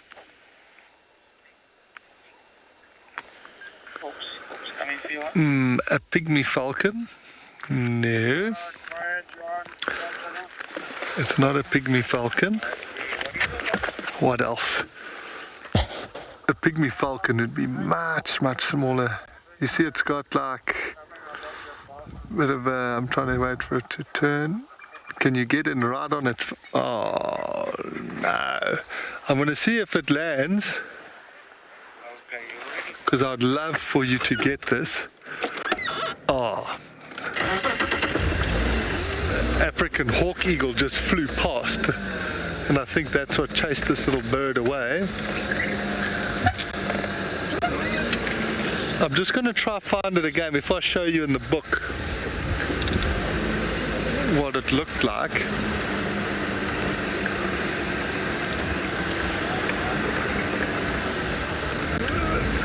Oh, it landed down here.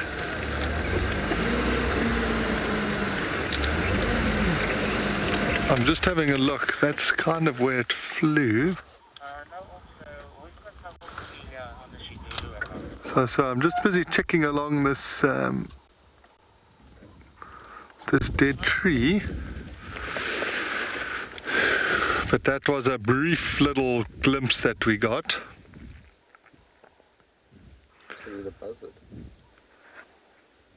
I was trying to see if you could see its eye, either a shikra or a little sparrowhawk. That's what it would have been.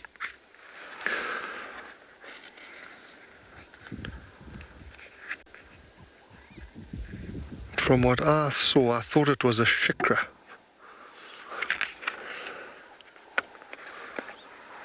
Which is a very cool little bird.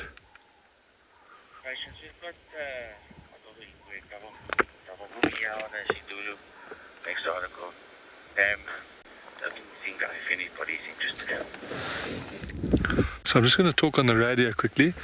Sorry, last station, just go with that position again, please.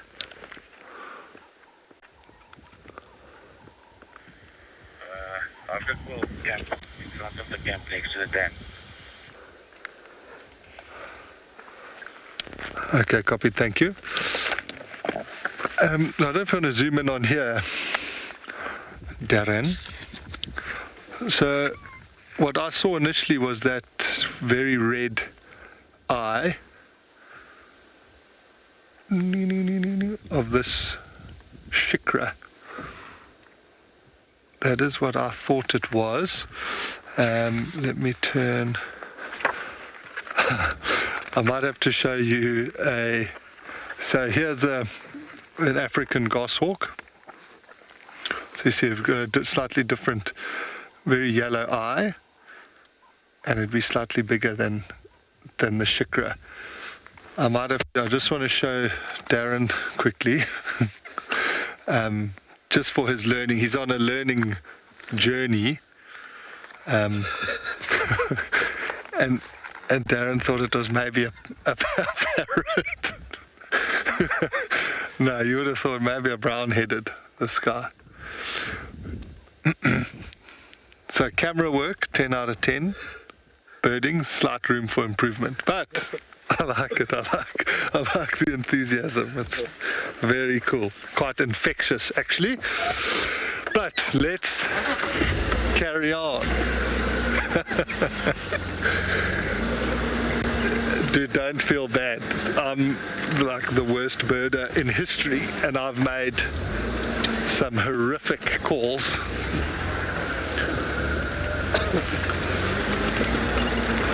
But like with birding, it's always better to take your time have a good look while the bird's there. Look as long as you can with binoculars and take in as much detail as you can. And then once it flies away, then look into the book and try to piece together what it is. But we're going to continue and see if we can find something else along this road.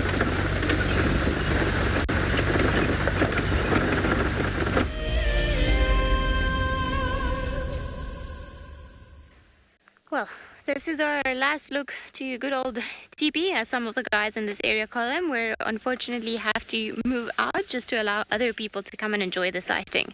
So we were lucky enough to have him for quite a while. Successful enough to find him so that Morgan and I remembered what the spots look like. So we're very excited about it. But now it's our time to leave. If I can find a way out of this in reverse mode. Should be fine though, I hope. Could always be a sneaky stump somewhere in here. That was quite nice to find him there, and it's not a leopard that I've seen often. Actually, I lie. It's the third time that I've seen him. I did have him on a safari to Juma recently as well.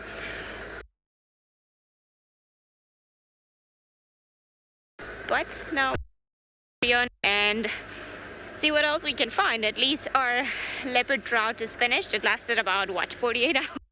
So we really can't complain. But we're fairly happy now, so hopefully, and maybe there'll be other cats around. Alrighty, bye guys.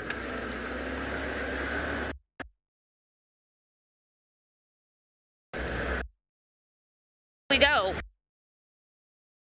onto triple Gary and see what else we can find, see what else is happening on the reserve. I suspect many of the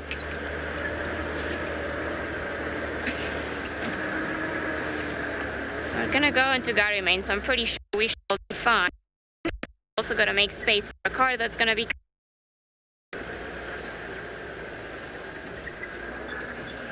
so we're just gonna let them through and then we'll go through. How's it, Gerald? Good, thanks. I'll be on TV. Alrighty.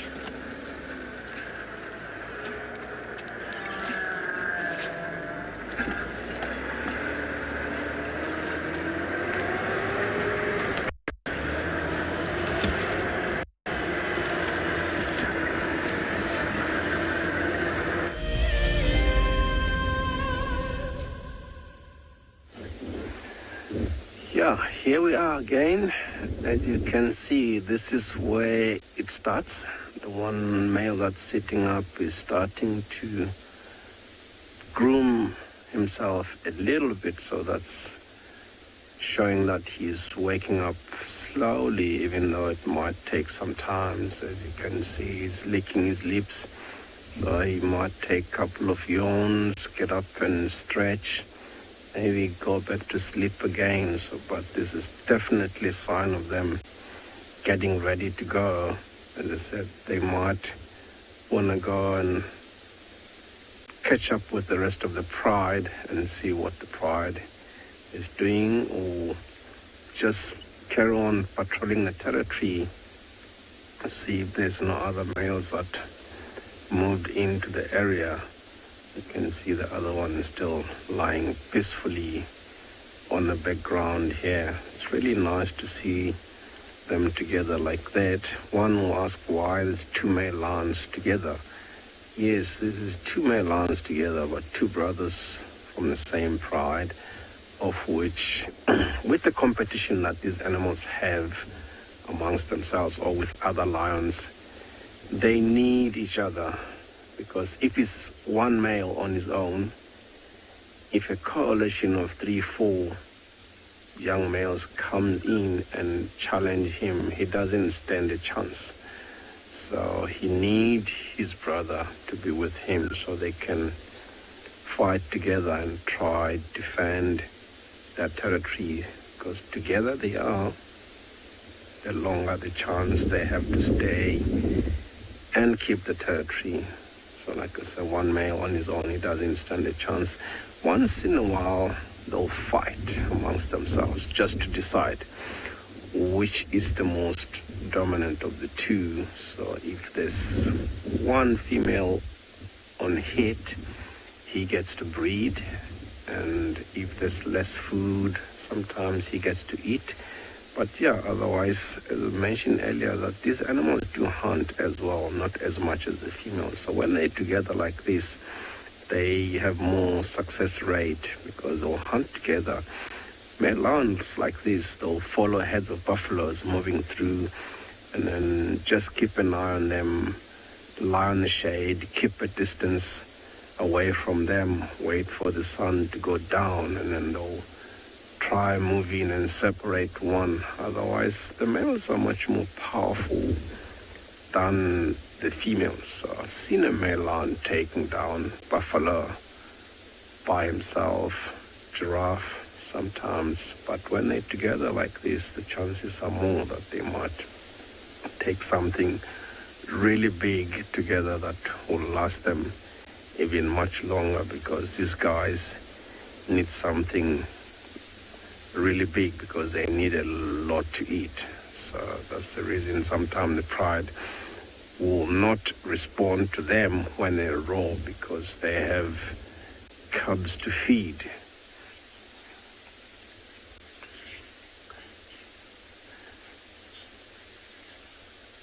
Yeah, we'll spend more time and watch these animals and see if they move. While we're here, we're gonna go over to Trishala and say hello.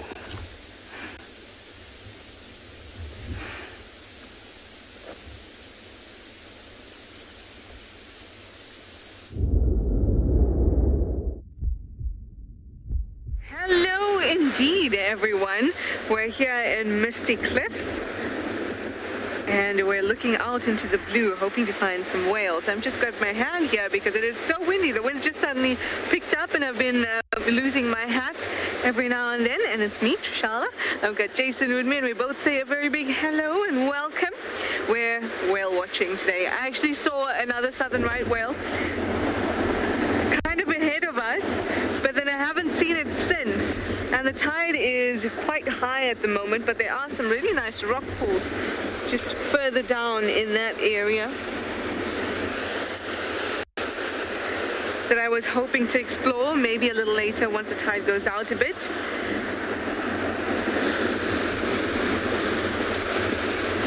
But for now I am enjoying not the wind so much, but I am enjoying the fact that it's quite warm in Cape Town today and sunny, so that helps that there's no wind chill. But mostly I'm happy because I saw this whale and I want to share it with you. We've been having such good luck with whales. I'm not sure if the one, well, I saw this southern right one definitely, and then earlier in the day I saw some other whales and I couldn't tell if they were humpbacks because they were quite far away, or southern rights. Ooh.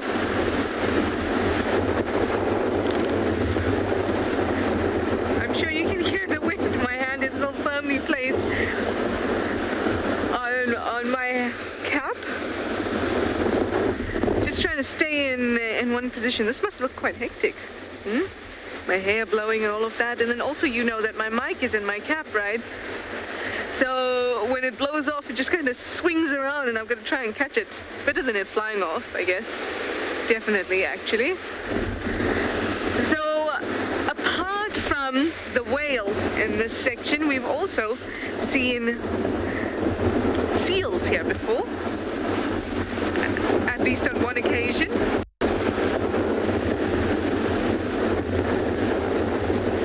Hopefully this will give you a really good indication of how windy it is, because I'm sure you're hearing this. Now what I especially like to look at is as the wave is forming and it builds its wall, you can often see if something's swimming in it as the wave passes. And that's how I spotted the seal last time.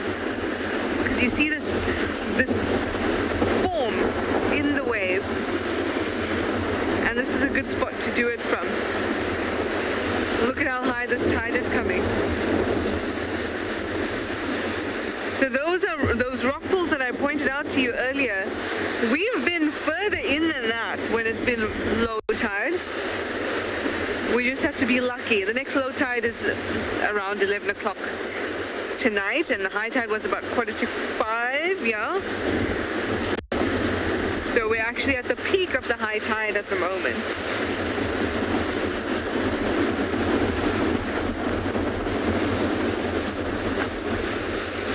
It is wonderful to watch it though. We can take a few seconds and just enjoy the sights and hopefully not the sound of the wind. I'll actually just curl up into a ball here so you don't hear the wind. How's that? And you can enjoy the sights and the sounds of the ocean. Hopefully you'll hear the ocean too, now that I'm curled up into a ball.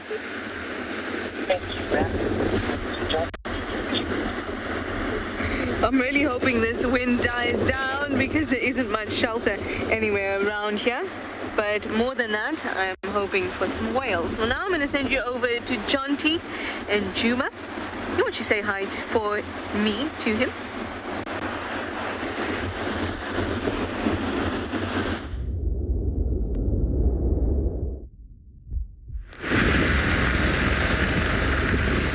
Thanks, Trishala. So we coming to check. There was just a report, but it only came through now, but it was from like o'clock, that one of the vehicles spotted potentially mareeps in this area that we're just driving into now. So I'm just going super slowly so that we can try and find him. So I'm kind of looking on top of these termite mounds, checking any areas where he might have crossed.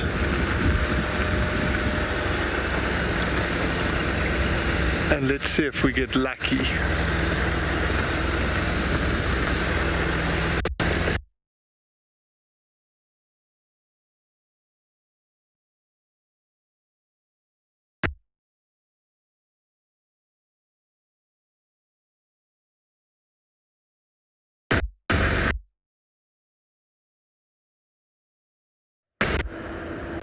Trying to hear what is actually happening. It seems like Jonty's made his way to Tswalu, and we had reports of Sibuyi coming north toward Gauri Main from Lucas Open, which is just further ahead from where we are.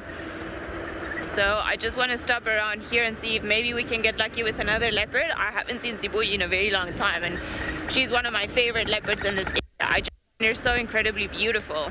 She's of the Scotia female of the southern Sabi sand, not the one in Singita.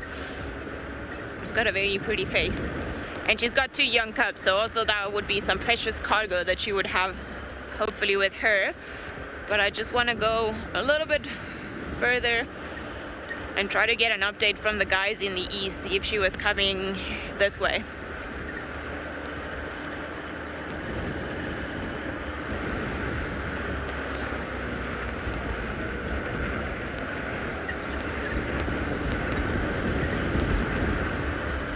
We're gonna carry on searching for Sibuyi, but while we do that, let's have a look at the possible prize that you can win with andBeyond. Calling all WildEarth explorers, we have a new and frankly awesome travel prize for you to win. andBeyond Phinda Private Game Reserve encompasses an impressive 28,000 hectares of protected wildlife land in KwaZulu-Natal, South Africa. As you have seen on WildEarth, andBeyond Phinda showcases one of the continent's finest game viewing experiences and is well known for close-up sightings of the elegant yet elusive cheetah as well as the rare black rhino. Sign up to be a WildEarth explorer before the 16th of September, and you and a friend could be heading to the magnificent Phinda Mountain Lodge, where you will spend 3 nights escaping the real world at this ultimate safari location. WildEarth explorers, it's in your nature. Hello everybody and welcome to andBeyond Phinda. We have had such a perfect day this afternoon. It's been amazing weather. There's just been a bit of clouds coming in from the west, but we've stopped here at this watering hole where we found some crocodiles and a few white-breasted cormorants. So they're all just sitting on this little bit of an island in this watering hole. It's one of our biggest watering holes here on Phinda. You can have a look. You can see the white-breasted cormorants. Nice gloomy little sky there. So these are all juveniles sitting here. You can see the beautifully white chest. And what's been amazing is, you know, in January earlier this year, they were such small little chicks that were on the nests just behind there and the dead trees. My name is Chris, and behind camera we've got Odie. And yeah, we've just been enjoying this afternoon, looking at all of the white-breasted cormorants.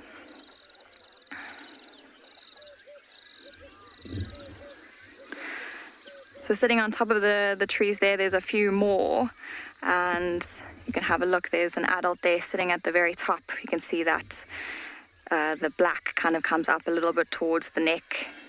Compare that quite nicely to the juveniles we were seeing. Nice to see that they're almost the same size, or actually the same size as the adults now, which is fantastic.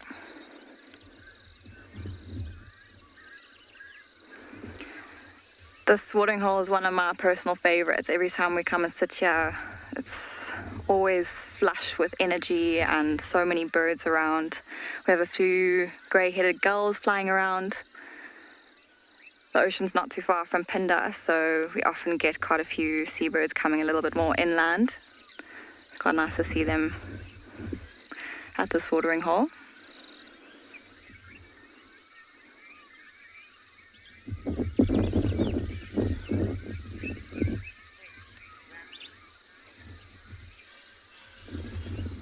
But yeah, this afternoon we're just going to do a little bit of a bumble around and see what we can find.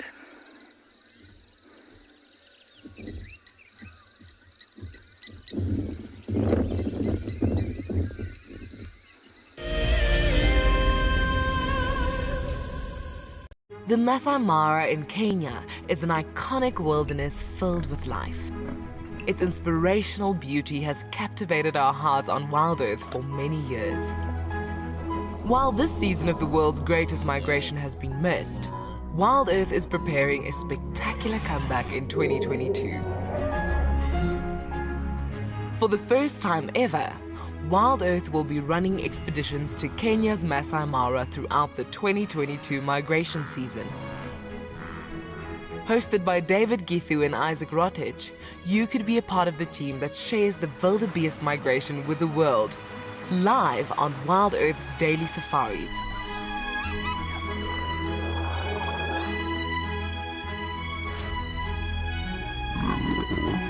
If you're interested, then head over to our website to find out more.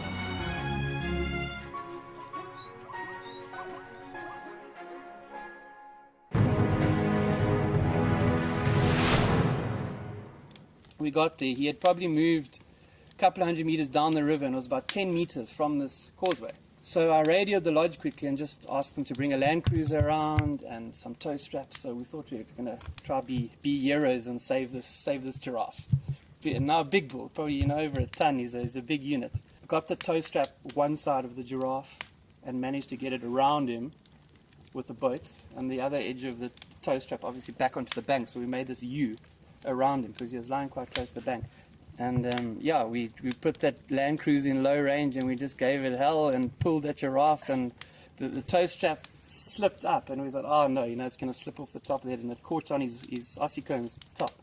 And that last 10 meters pulled him out onto the bank, and he battled. He was obviously quite weak and all that.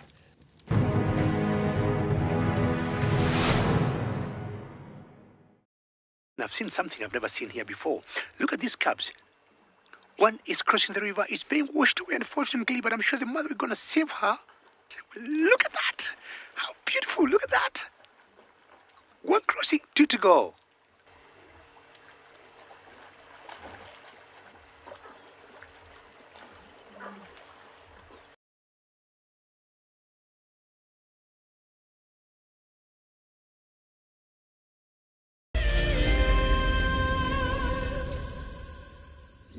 Welcome back to andBeyond Phinda. We've stayed at this watering hole and we've just been watching this croc. It's just lying there on the little bit of island that juts out into the watering hole, just basking in the sun a little bit. So crocs are exothermic, so all that means is that they rely on their environment to sort of regulate their body temperature.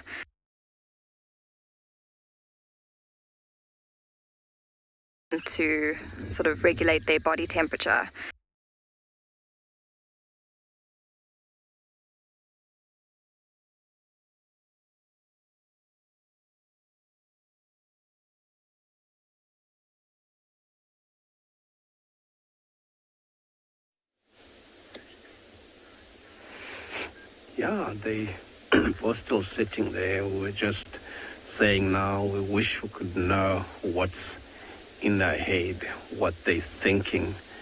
But I'm sure they're just waiting here. I don't think they're going to take another 40 minutes or so because it's nice and cool today for them to start a bit early. And then if it was a warm or very hot day, I was going to say they still going to be here another 1.5, 2 hours. But today it looks really nice and cooler for these predators to start moving earlier than normal, because at normal when it's really hot these animals will lie down and start becoming a bit more active late evenings. So I think today we might see them start to move earlier than normal, so I'm hoping that happen soon. So it will be really nice to follow these animals moving and see what they're going to be up to. As I said, I wish I would know what's running in their heads, what they're going to do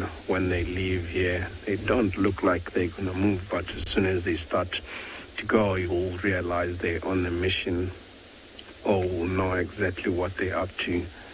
As those impalas have moved away, unless something else will pass here, might get their attention. Otherwise, the one just gone back to sleep. It's just because the impalas were alarming. That's why he had his head up. And then, yeah, so it will be really nice also to follow them. Maybe go join up with the Pride, hunt together. Even though these guys, they'll be joining the Pride on the hunt, but they'll still walk from behind. It's just when they take something really big down, that's when they gonna move in and help, because bringing something down like a giraffe or a buffalo needs more power. That's when they play like a massive role to go and help pulling the animal down. But for now it seems like they're just so relaxed now because the impalas have moved away from them and they're not alarming anymore.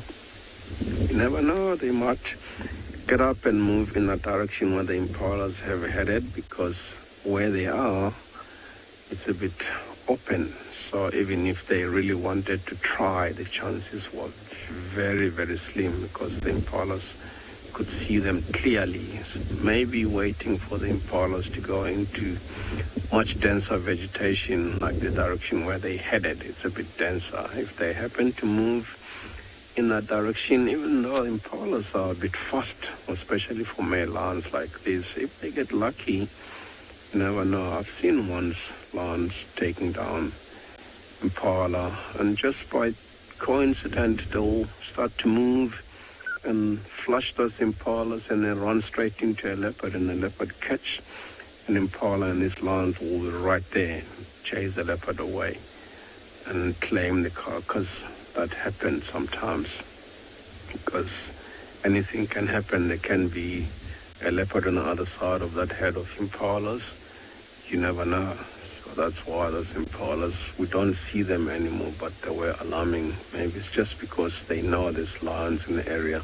Because even if they don't see them anymore, they might still pick up the scent because they're sort of like slightly downwind from the lions, even though they've gone a little bit further away from where these lions are. They must still be picking up scent. That's why they keep alarming. Every now and then those impalas will alarm and these lions will lift their heads and look in that direction and see if something is worrying them besides them, and hoping that something will do the job for them and will go over there and claim the carcass from whoever predator is going to be. So that's what happens sometimes with these predators, because they top of food chain.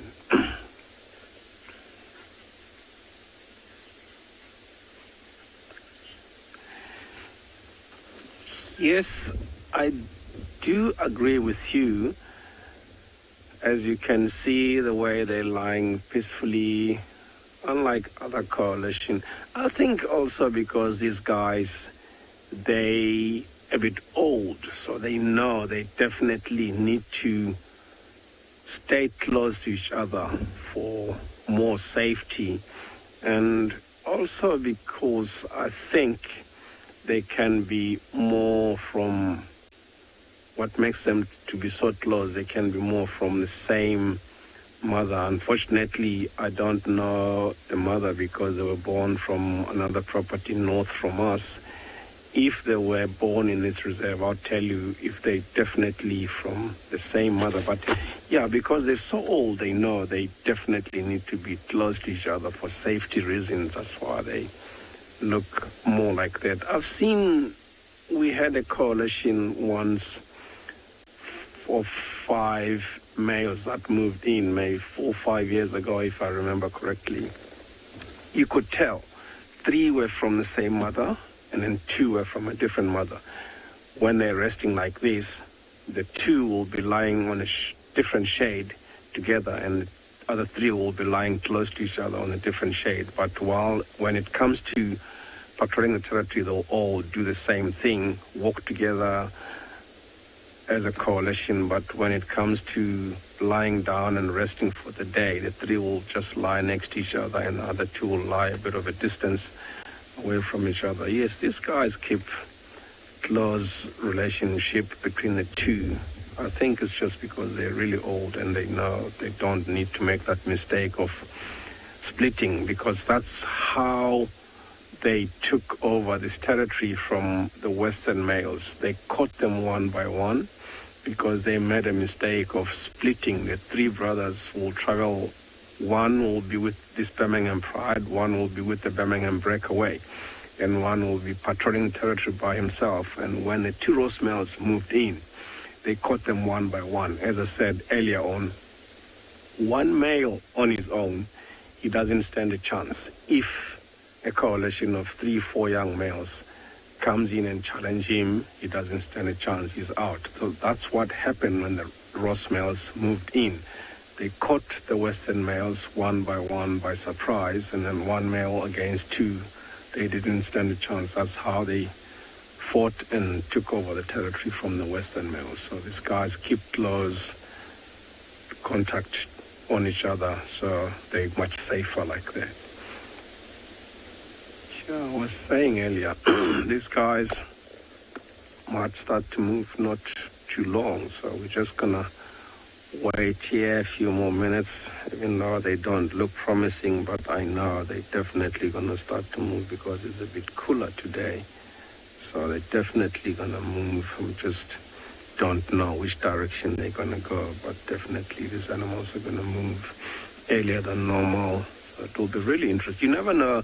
It happens sometimes because the Birmingham Pride have cubs, and these guys move a lot through the night, patrolling the territory, and then they might be close to the Pride. They might be not too far from where the Pride is, but what they'll do, they'll pick a spot and lie a distance from the rest of the Pride where the cubs are, because the cubs are full of energy. Sometimes they'll play around, move from one animal to another, and they'll climb over this male, sometimes go pull his tail while he needs to rest because he was on the go the whole night. So you never know. If they move and we follow them from here, they might take us to where the Pride is, if the Pride is not far from where they are. As I said, sometimes they'll choose to lie and keep a distance from the rest of the Pride, but once it's dark, and then they'll join up and travel together because they know that it's hunting time. So they don't want to miss up on whatever the Pride is going to catch. So they'll definitely catch up with them and follow them if they're not far from where we are. So that will be really, really nice if the Pride can be somewhere in the neighborhood. So, yeah, let's stay maybe another half an hour or so and see if this animal move. Otherwise, we're going to leave them and come back. Try not to miss out with them when they start to move.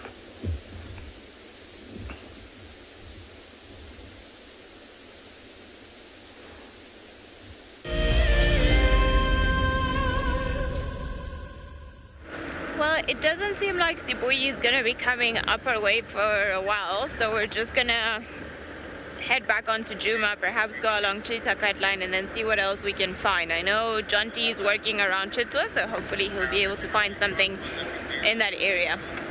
We shall see what happens next. But for now, not too many news in the leopard track world. I suspect maybe what we'll do is just do a loop and then check Little Gowrie sort of Twin Dams area once more in a little while. See if perhaps Sibuyi did carry on coming, because there have been increasing reports of her coming onto Twin Dams with her two youngsters, so one can only hope. Seeing Tiyani's a little bit far out of reach, it would be nice to see Sibuyi and her two little ones.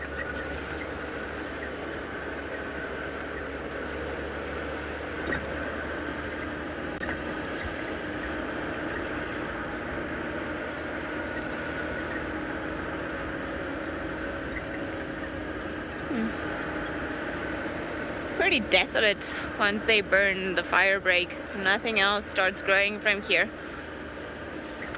I don't think there was too much rain that fell in this particular spot of the property when we had that rain the other day.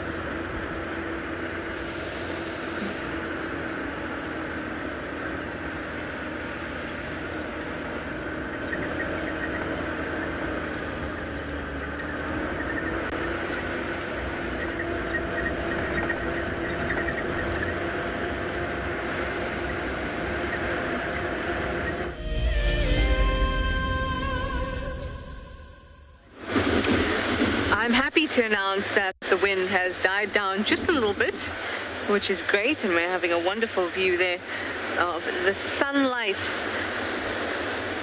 on the ocean as the tide starts to recede just a little bit. And off in the distance where those two kind of mountains are, hills, and where the sandy bit is, that's where we normally walk when we do Misty Cliffs in the sand dune area. Unfortunately, with the heavy storms a couple weeks back, a whole lot of rubbish from an old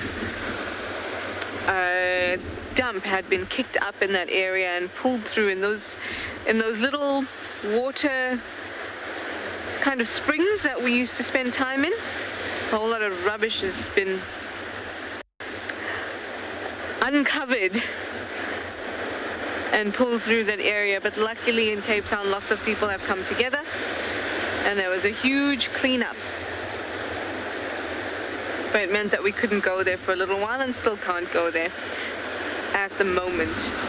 But we still have these wonderful rock pools that we get to enjoy when it's low tide. We've just passed the height of high tide here, and you can see where Jason is standing. It's really, really coming in. We actually had a look at these rocks from the top when we just started, and they weren't covered to this extent.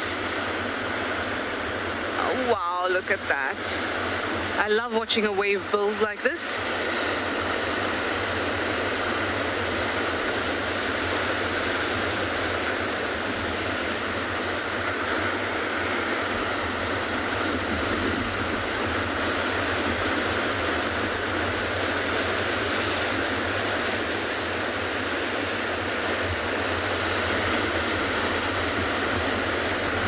one after another.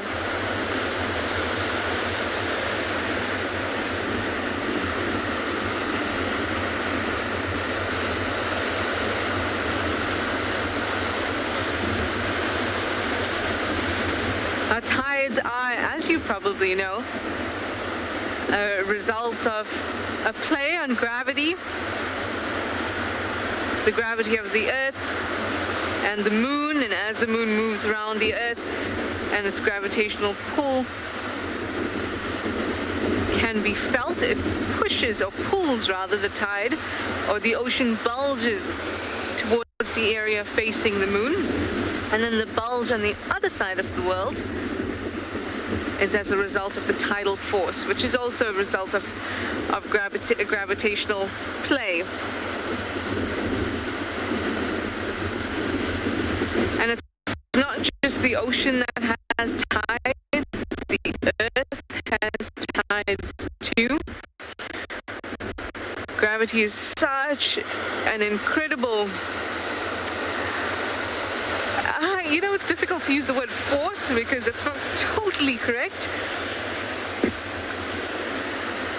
But it is a very key part to our existence and the existence of everything around us. And watching the ocean tides is one of those things that can actually bring it to the fore, where you can actually see it in action. But like I said, the crust of the Earth also undergoes tides as a result of all this gravity around it. But we're going to sit tight and hope that some whales jump up for us as the sun starts to set.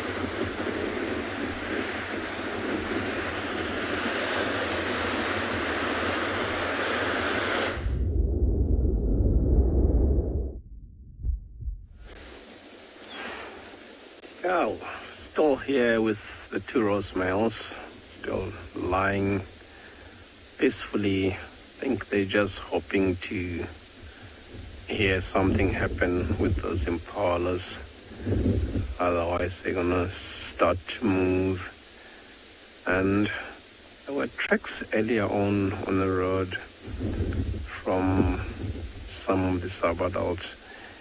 If they're not following the Pride, I'm sure they, after those 3 young males, including the white one, because they have reached maturity, and these 2 rose males are trying to push them out of that territory. So that's what they'll do normally. They'll just keep following these 3 young males and push them as far as they can. But because those 3 young males, they're just still at the nomadic stage, every now and then they'll disappear.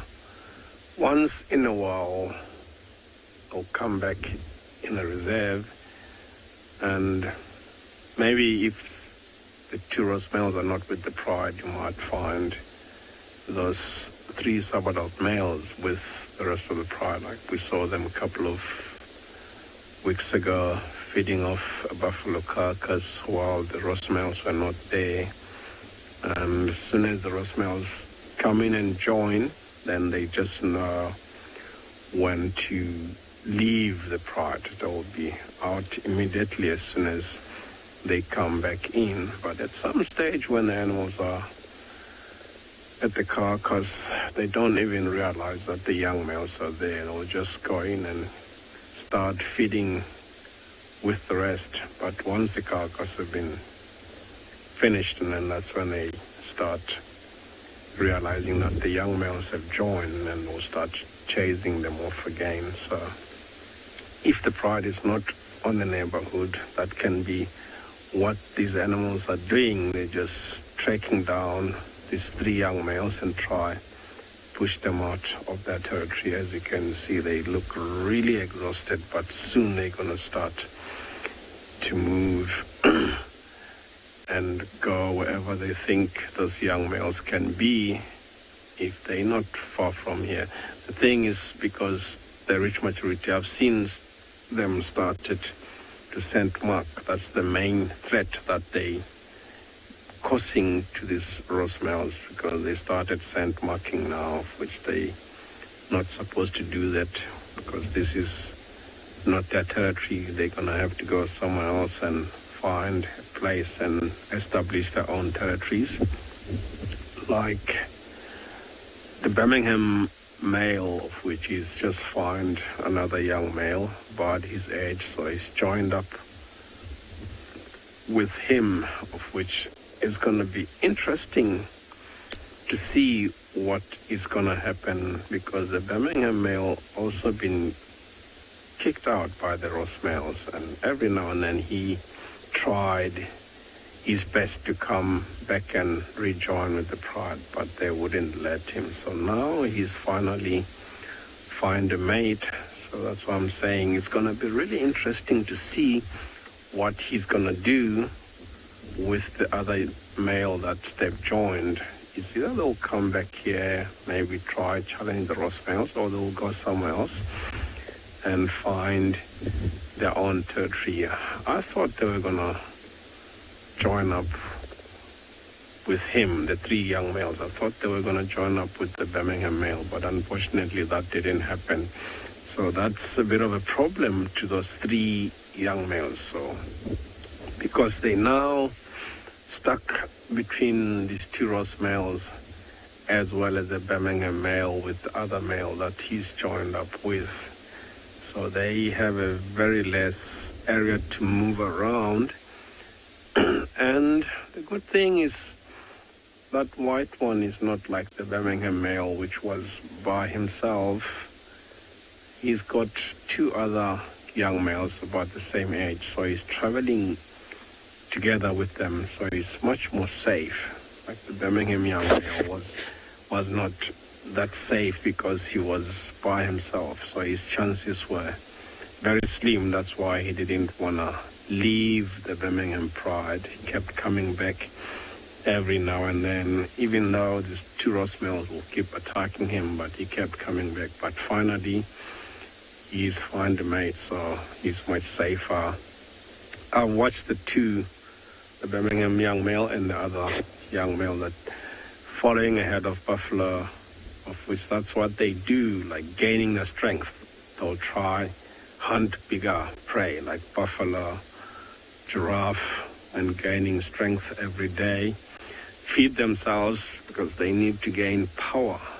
One day you might see him back here, or he might go somewhere else and find another Pride, and they'll start a new Pride somewhere else, like his previous brother that's got Pride in Manyeleti, which is just on the eastern boundary of Ngala property.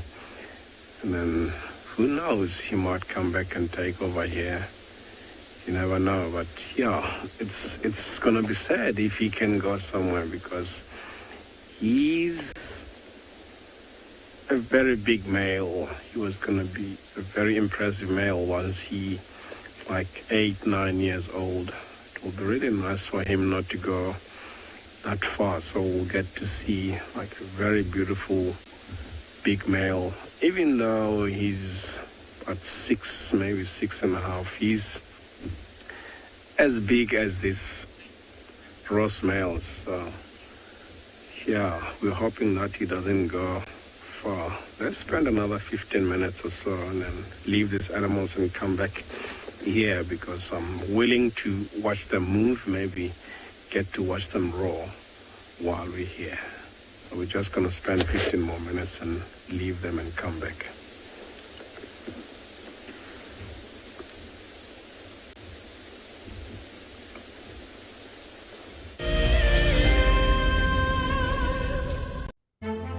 While the African bush is desperate for rain, spring is certainly in the air. Fresh green leaves are sprouting, flowers are adding color to the landscape, and many animals are preparing for the birth of their young. At the moment, large concentrations of wildlife can be found at waterholes, which are the lifeline for the animals. But soon the rains will arrive, and the bush will transform overnight. Seasonal rivers will start to flow, the bush will be filled with baby animals, and it will become a time of plenty. sign up to be a WildEarth explorer and join Ali and Jonty for a special Spring Has Sprung fireside chat on the 12th of September, straight after the Sunset Safari. WildEarth Explorers, it's in your nature.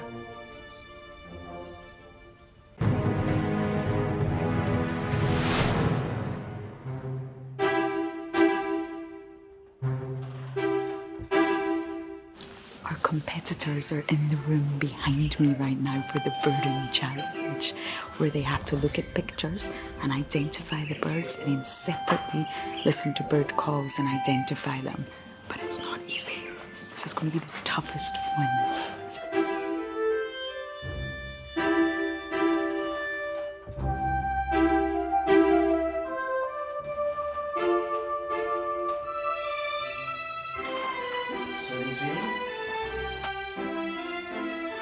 Here we have the previous year's winners. You can see they're trying to see if they can remember all the answers, and look at them taking a sneak peek.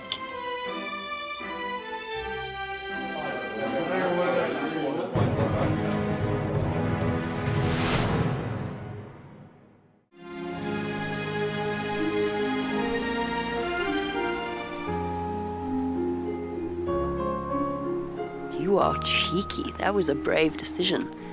Amber Eyes is...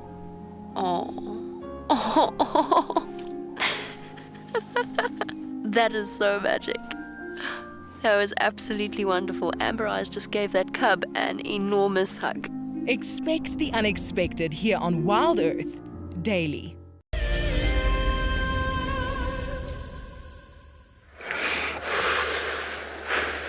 Okay, so we have been scratching around Chitwa Dam, and this is the area where we got that report that someone had seen a young leopard, but we've been unable to find any sign of him. So we're just enjoying a bit of time with these hippos. On the far side of the dam is a fish eagle.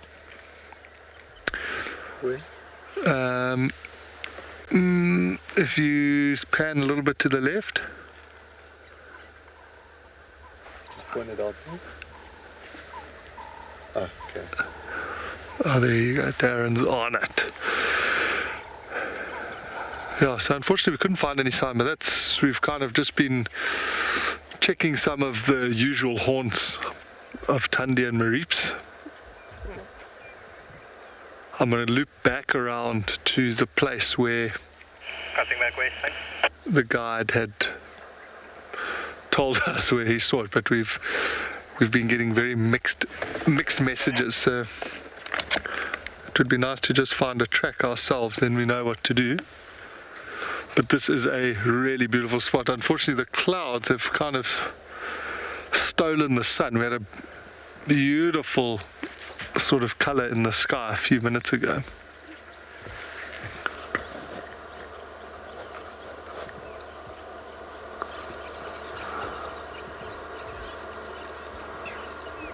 Whenever I come here I look for that big crocodile.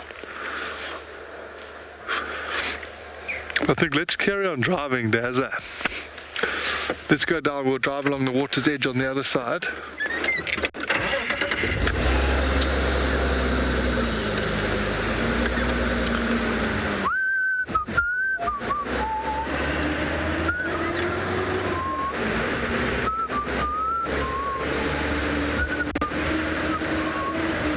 This dam is beautiful.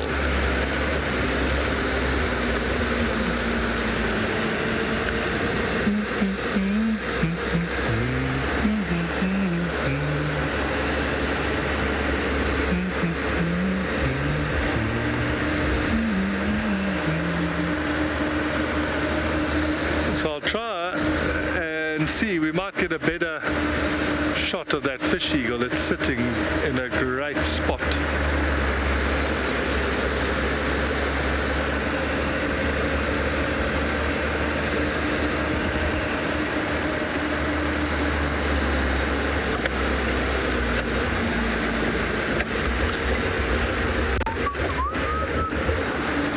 Whoa! If we'd hit that, things would have been bad. There's like a big piece of cement there. Even the hippo's laughing.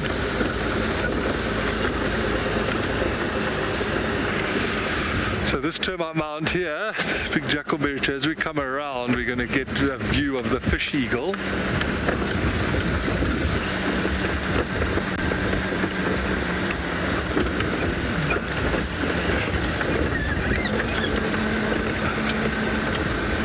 Let me stop here. I don't want it to fly away. I'd love you to get a good look at it.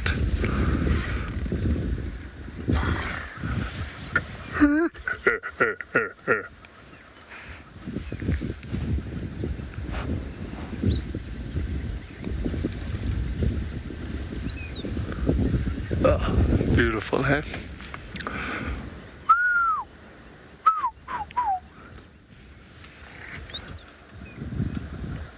Oh, the hippo's doing a massive yawn. Just stopped now.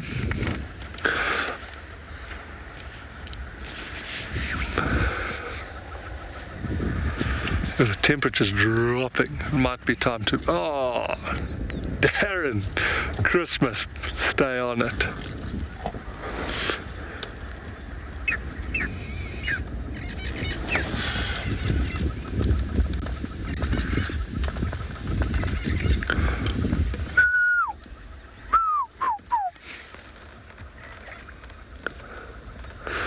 That was cool to see it taking off, eh? Who's going?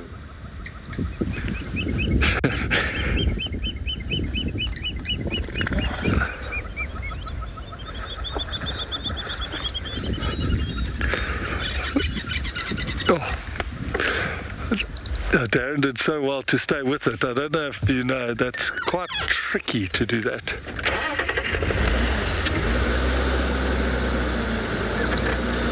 We're gonna continue, then you're gonna go head over to Tswalu, who's managed to find a wave crashing onto a rock.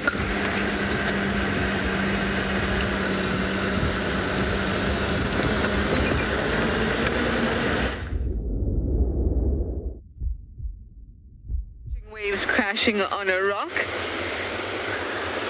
Just when I thought it was easing up, these waves just came tumbling in yet again. Oops.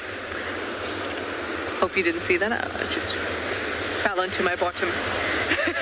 Anyway, yeah, it just keeps coming, and there's so much sea spray at the moment. So apologies if you see little specks on our lens.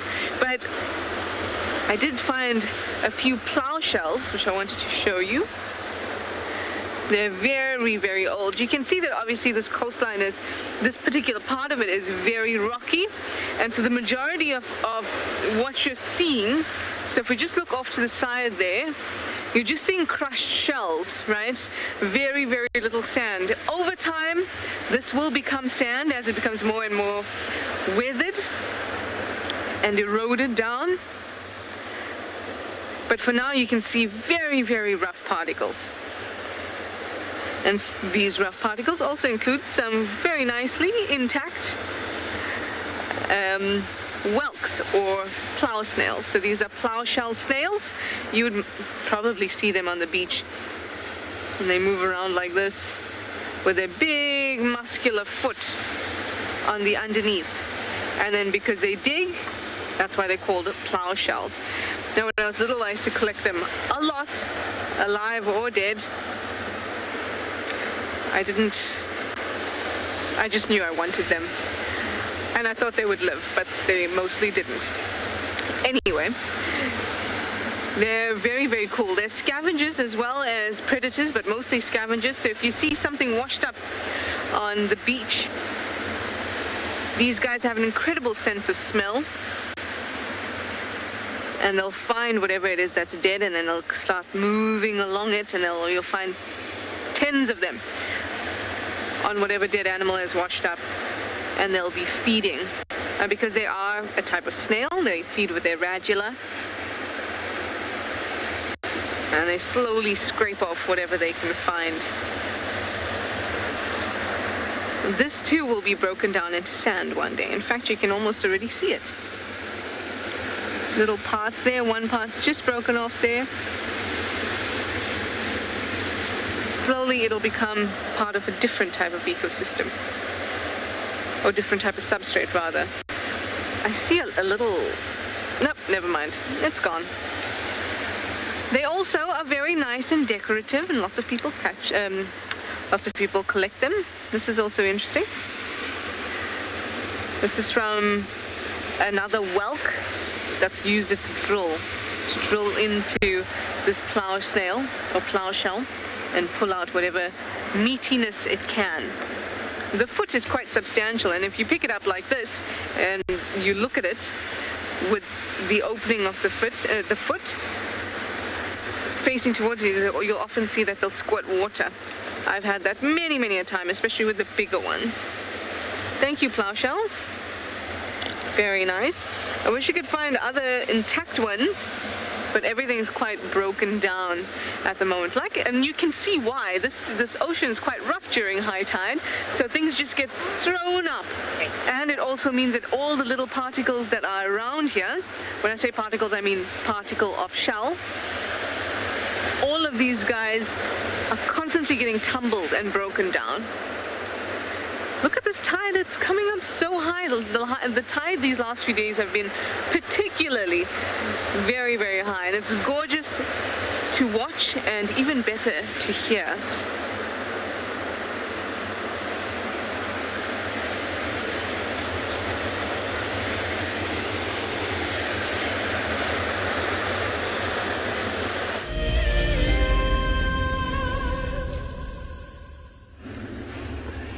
Yeah, we've just temporarily left those two roast males, and we're driving up this road, hoping to find more fresh signs from the rest of the pride and follow up on those. But we're gonna be heading back there in the next 10-15 or so, and hoping to catch up with them while they start to move. So we're hoping that the pride is not too far from this area, so that's what we're trying to do now. But if we have no luck on any fresh signs, we're definitely going to go back and spend more time with those two roast males and see where they go. If the pride is not far from where they are, they might lead us to where the pride is. So that's what we're going to do for now, and hoping that the rest of the pride is somewhere in the area, or the three subadult males may be in the area. It's either one of the two. They might be looking to catch up with the pride, or they're just pushing the three subadult males away. So that's what we're hoping to see, or find any signs, and then we'll be able to tell exactly what these two male lions are after, either tracks of the three subadult males or the rest of the pride. And yeah, you never know, pride might start to hunt as well, might come across them along this road. So it will be really nice if we can come across them down this road, because this is about time these animals start to hunt. So let's hope we're gonna come across these lions, or if there's nothing, we'll take a loop and go back to where the two males are, and hope that they'll take us to where the rest of the pride is, and hoping to see the pride join up with the two males and hunting together and see what they're gonna do. Maybe if they're lucky, they catch something. If they're not, tomorrow is another day. Maybe tomorrow we might find them while they're feeding on something else. That's what's gonna happen.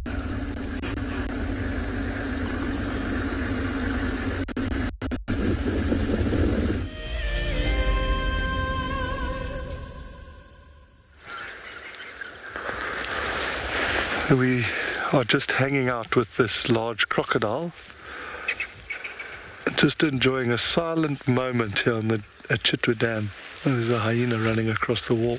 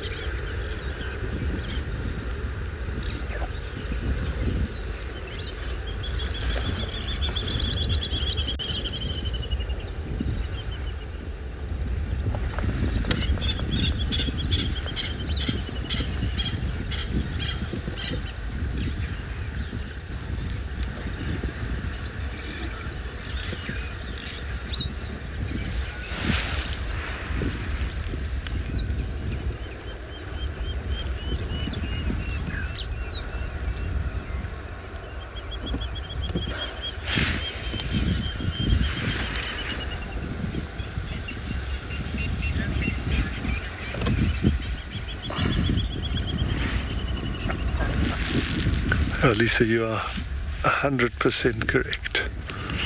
Maybe just need to add a gin and tonic into the mix.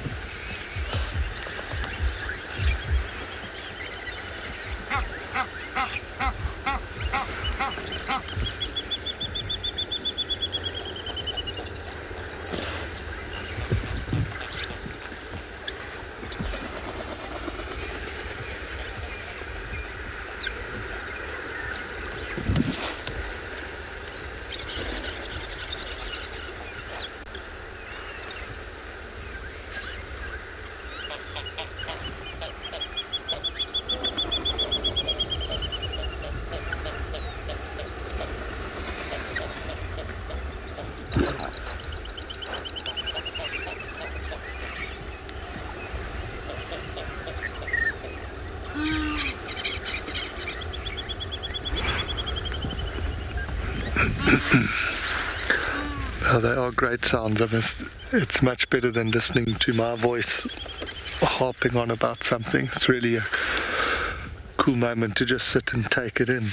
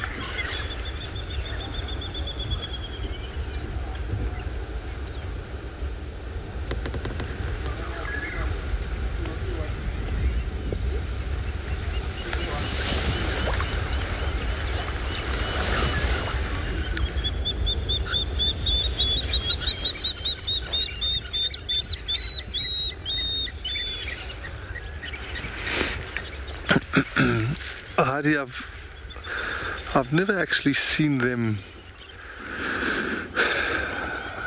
Well, I might have. At Singita we did see, it's really cool, the male sort of shakes his back, so you see the ripples in the water. And then it was quite brief, but we saw him. It's quite bizarre, so you kind of see both heads sticking out of the water, then the middle of the body is under, and then you see bits of the tail sticking up. So I have seen that, but only once. That was at Singita in the Sand River. That's where we saw that. But it's certainly not something you see often. We've got a slight overbite.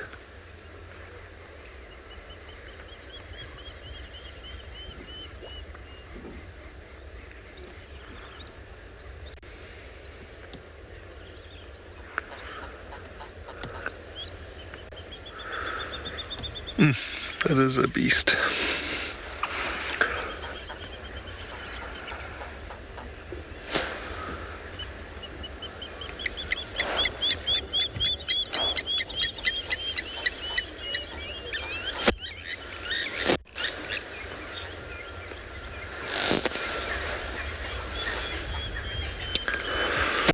While we continue to enjoy this beautiful moment here at the dam, let's have a look at a upcoming fireside chat on the 12th of September.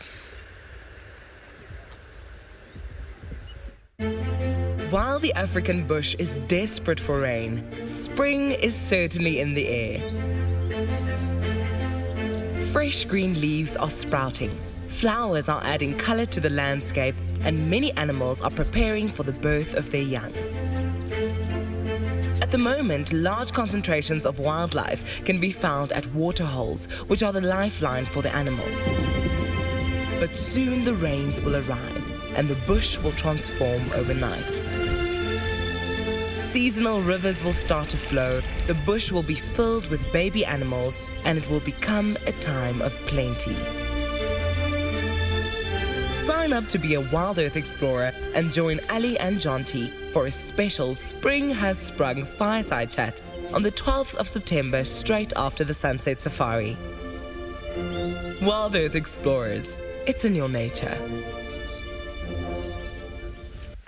Well, seems like the fireside is going to be an exciting one.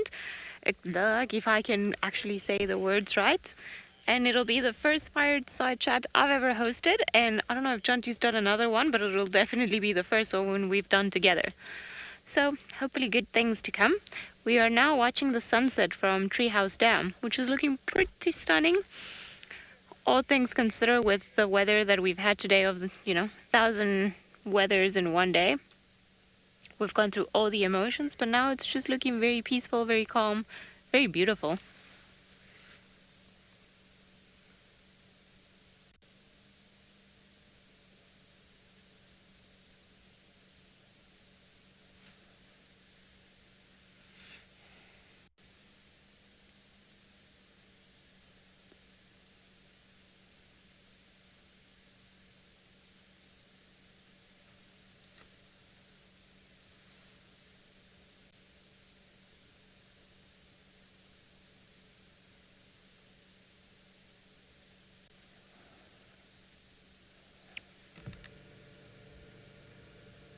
There's always something about the reflections. I think they add so much beauty to whatever it is that you're seeing, and especially when it's so still like today. We don't really have Scuba Steve in here making a noise or moving things around.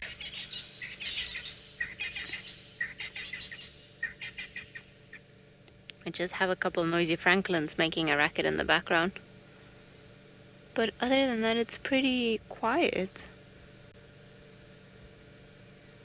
It's actually very nice sometimes to just sit and take a moment to reflect on everything that you've been going through the whole day.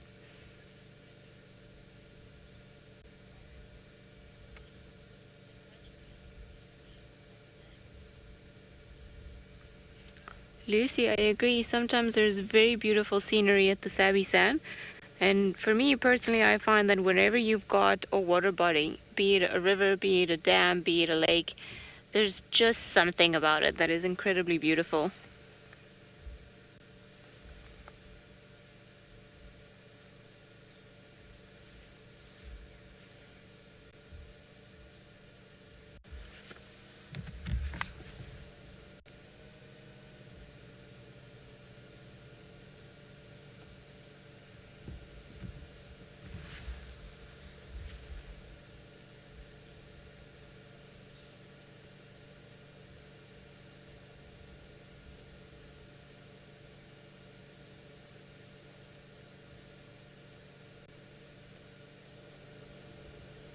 There are some little bats that are flying up in the air. I'm not sure if you guys can see them across the sky. They look like giant bees. Don't know which species of bat.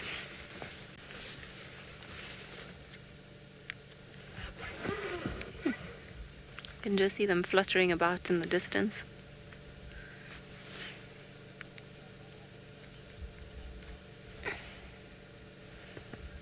There are a lot of little insects and flies that are close to the water, and as it starts becoming hotter, then of course the return of the mosquitoes will happen, but this is when bats become extremely valuable to us, because they'll be able to keep those populations under control by feeding on them. So if you see a bat, just welcome them. We used to have one in my house when I was little that used to come in and then just fly pretty much across all the rooms and then leave the house through the kitchen window. And every night it would just come around. It was fairly funny, but as long as he ate all the mosquitoes, then we were pretty happy. And I don't know why we unilaterally decided that it was a male. So we called him Pippi because of the Italian word pipistrello, that means bat. Just felt like it was an endearing term.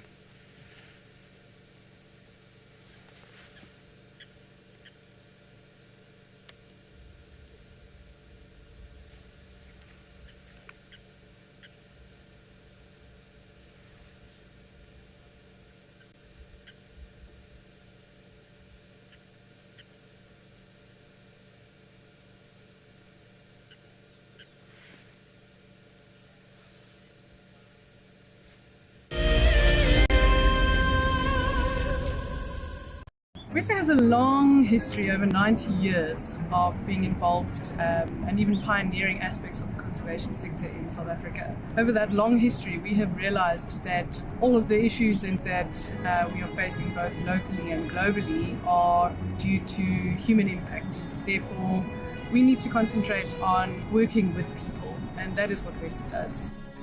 What makes me passionate about the work that we do at WESA, and in particular the work that I engage in, is actually connecting with people. Currently the work that I'm working on is working with youth in a skills development program, and just to meet the youth and to hear their stories and to bring them opportunities that we hope will have some impact on their lives really fuels me to get up every morning. A huge shout out to the women that I work with, as well as to all the women that are contributing hugely within the environmental sector, both in South Africa and in the world.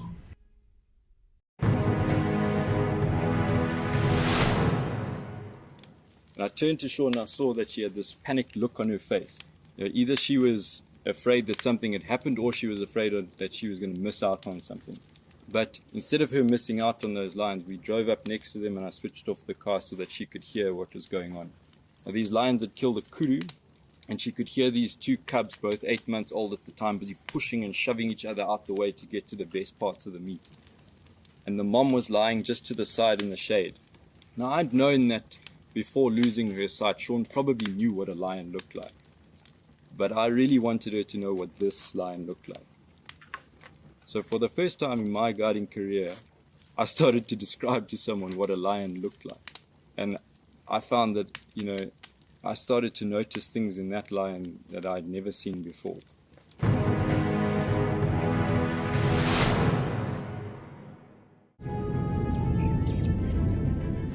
Oh, it's going to be in trouble now. Oh, this is unbelievable stuff. Here comes a hippo in too. Go, Impala. There's a hippo coming in. I can't believe what we're seeing here. This is what we normally see in East Africa. It's all over. Hippo leaping at the crocodile now. Everything's gone underwater. Expect the unexpected here on WildEarth daily.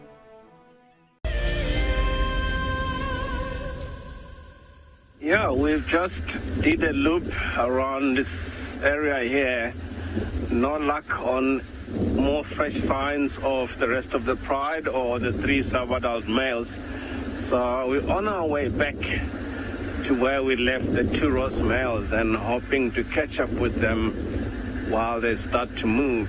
Like I said, it will be really nice to watch them get up and start to move, maybe follow them and see where they lead us to, of which, because the whole section where we drove, there's no fresh signs from the rest of the pride. So if anything, these lawns, if they in the area, they might be still in the block to my left here, of which that could be where the rest of the pride is.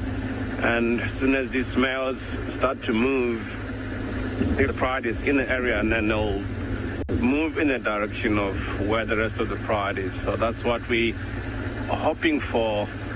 Get there before they start to move. I'm hoping they haven't left that area where we left them earlier on. So we're heading back there and hoping to catch up with them before they start to move.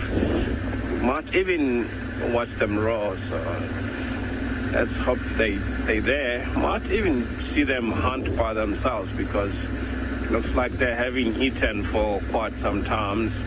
They might be looking for a pride as well as hunting while they're doing that, because if they do come across something, then they'll go for it. So it's also interesting to watch these animals hunt as well. So let's hope something is going to come up. Maybe they've started moving. Never know, we might come across them moving towards us, because I suspected, if anything, they'll be coming in this direction, but definitely heading back to where we left them and hope they're still there. So let's hope when we get there, they're already getting up and ready to go. So it's always fascinating to watch these animals move, because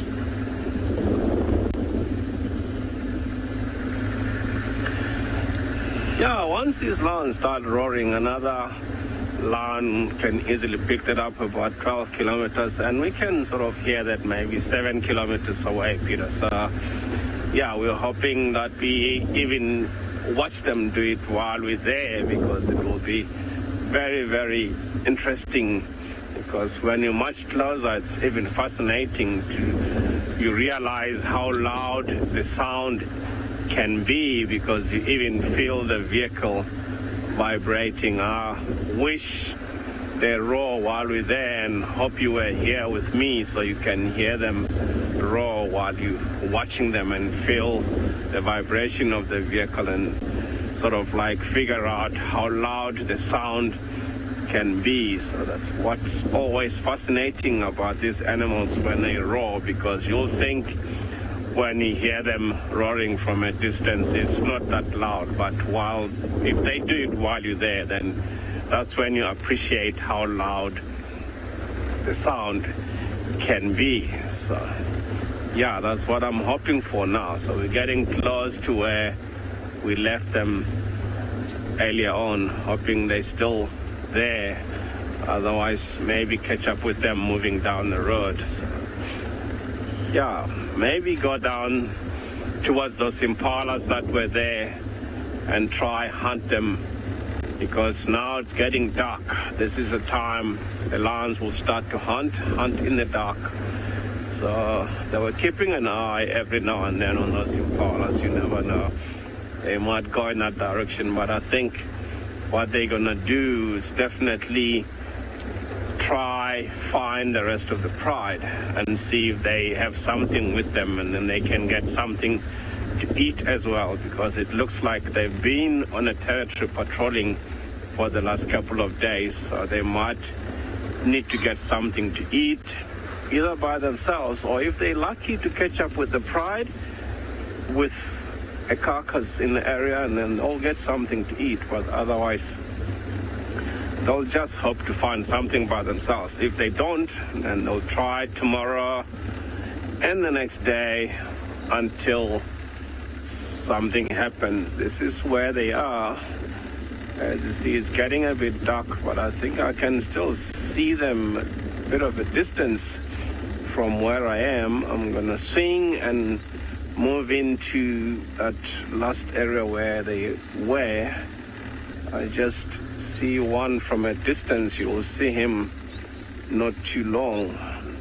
We move a little bit closer to where we left them. I'm so happy they're still in that same sort of area. They haven't decided to leave this area, so we're just gonna stay here and spend a little bit of time with these animals and see what they're gonna do. As you can see, they're still lying exactly as we left them, hoping to hear something from the rest of the pride if they in the area. As you can see, that guy is getting a little bit active. There goes the yawn, so that shows the animal is waking up now.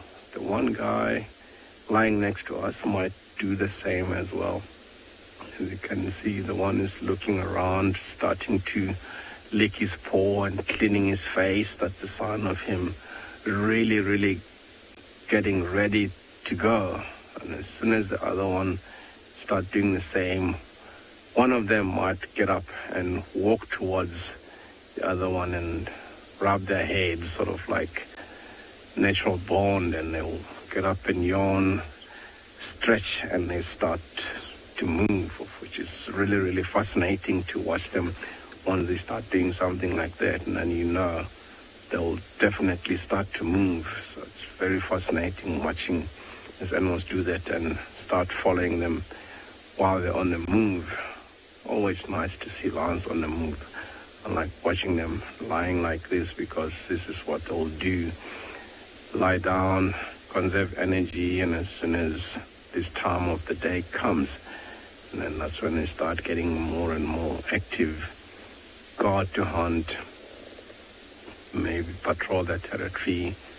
As you can see, that one is looking exactly where the impalas have headed. That's the impalas earlier on. They were in a direction where that one is looking. So it's just making decisions which way to go when they leave here. It's either they're going to try those impalas for a few minutes, and then if they don't get successful, and they might as well go somewhere else and try find the pride. Because also Impala is not enough for the two of them like this, because these guys need a lot to eat, like 100 kilograms of food per day, which is like 40% of his body weight.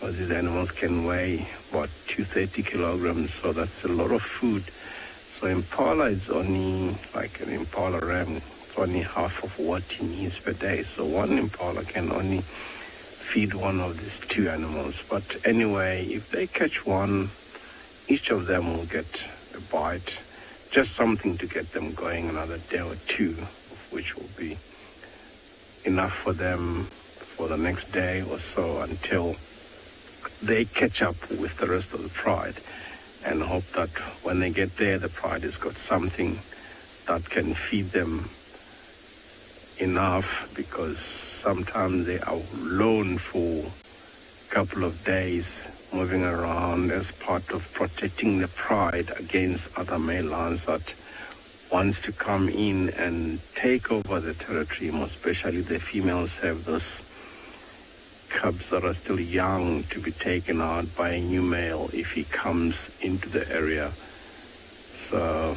these guys, that's what they do, like patrolling the territory to see if there's no other males coming in, because every now and then you'll hear other lions roaring from a distance. So that's a sign of a threat, and these guys will roar back, like tell them this is our place. But once in a while you'll have other two males that comes in from the east, but they don't come this far. Every now and then they'll sneak in and try get in, but once they hear the two roast males roaring, and then they know this is other lions' territory, so they know to back off. So that's what the male's purpose are. It's mostly to protect the pride as well as the cubs. And the females do that as well when they're with the pride, because they're always there, but the males are not always with the pride. It's just to check if there's no other males that are coming in. But the main female purpose for the females is to hunt and feed the cubs and raise them, but these guys will just move around and try to protect the territory, so no other males that will move in and take over the area. So see how well they blend in, because it's getting a little bit dark. You can barely see him where he is. That mane looks exactly as the color of the grass, so you'll hardly see him lying there. Imagine you walking past here at night, and then you will hardly know there's a lion that's in that grass, because he looks exactly as the color of the grass. So that's why these animals will hunt at night, so it helps them to camouflage, to blend in with this grass, more especially in the dark, so the prey species can't see them, because they're not like the cheetahs, which cheetah prefer more open space because they rely on speed, and lions need sort of cover to blend in, maybe stalk and get as close as they can. Also prefer much longer grass where they can crouch down and stalk and catch their prey. So let's spend a bit more time with these animals and see if they start to move and where they're going to lead us to.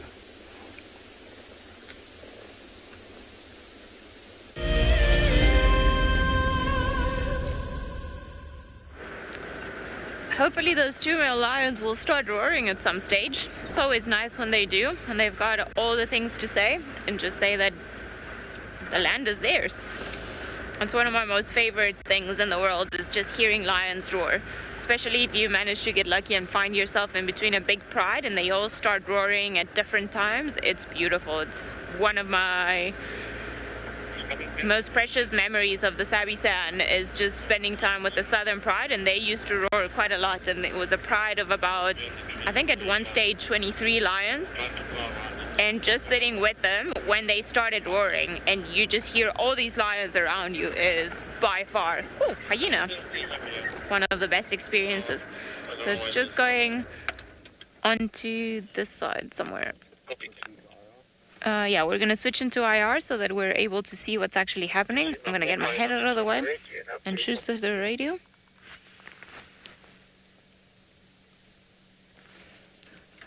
I actually cannot see it with my own eyes. Thank goodness for the IR.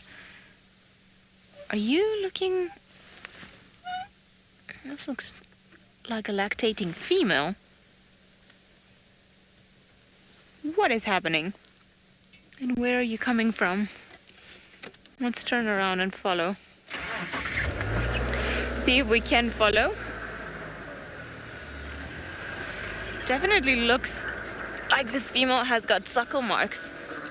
So I wonder if she's got a den somewhere, or if she's perhaps heading to the den. We're not. Oh, okay, there was a tree behind us. Sorry, Morgan.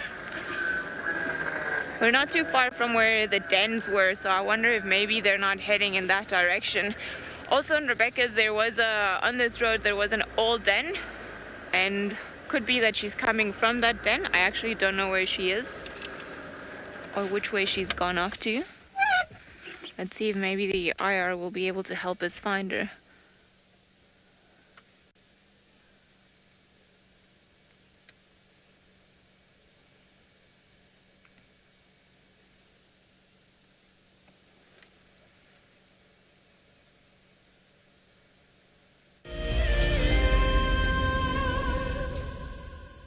I'm just going to sit here quietly and listen to these animals vocalize, because this is what I was hoping for.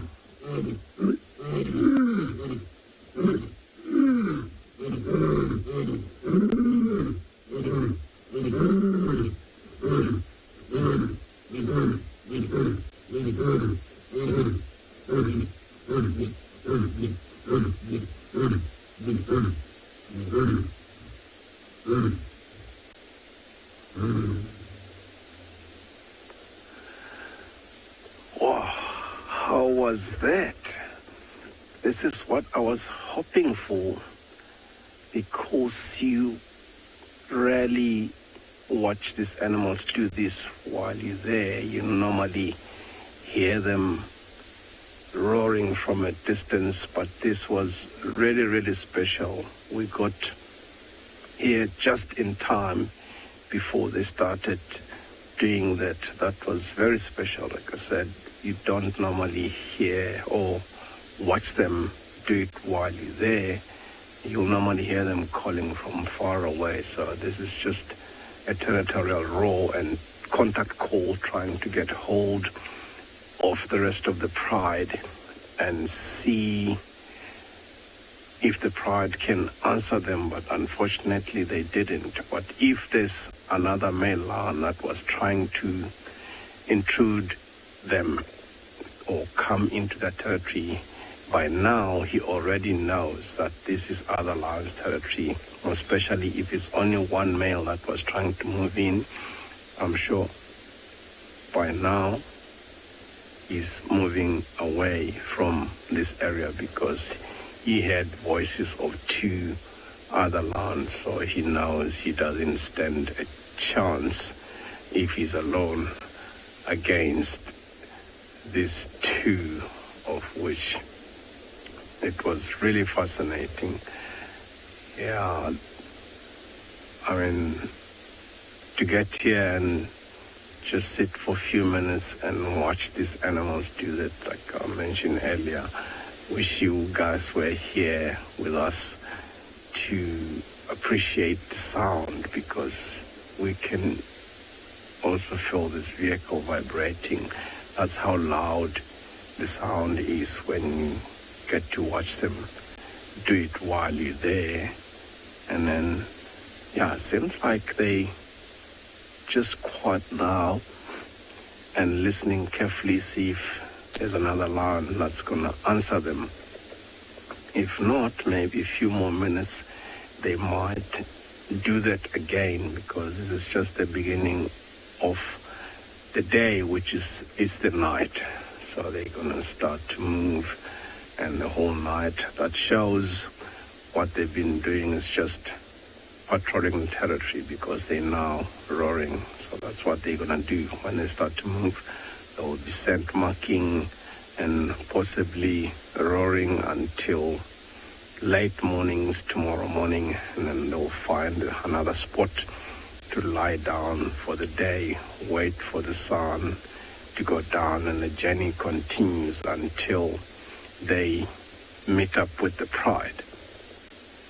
Unless they catch something along the way, then they'll be there for the next couple of days until whatever they caught is eaten, finished.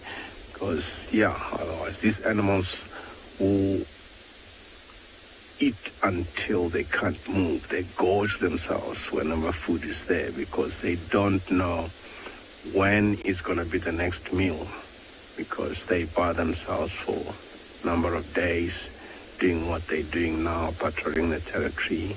That's why whenever food is there, they'll try eat as much as they can, because they know if time comes, they're going to be by themselves for quite some times without food. So that's why they'll try eat as much as they can. So, yeah, we're just going to spend more time here and see if we can hear them or watch them do one more roar for us.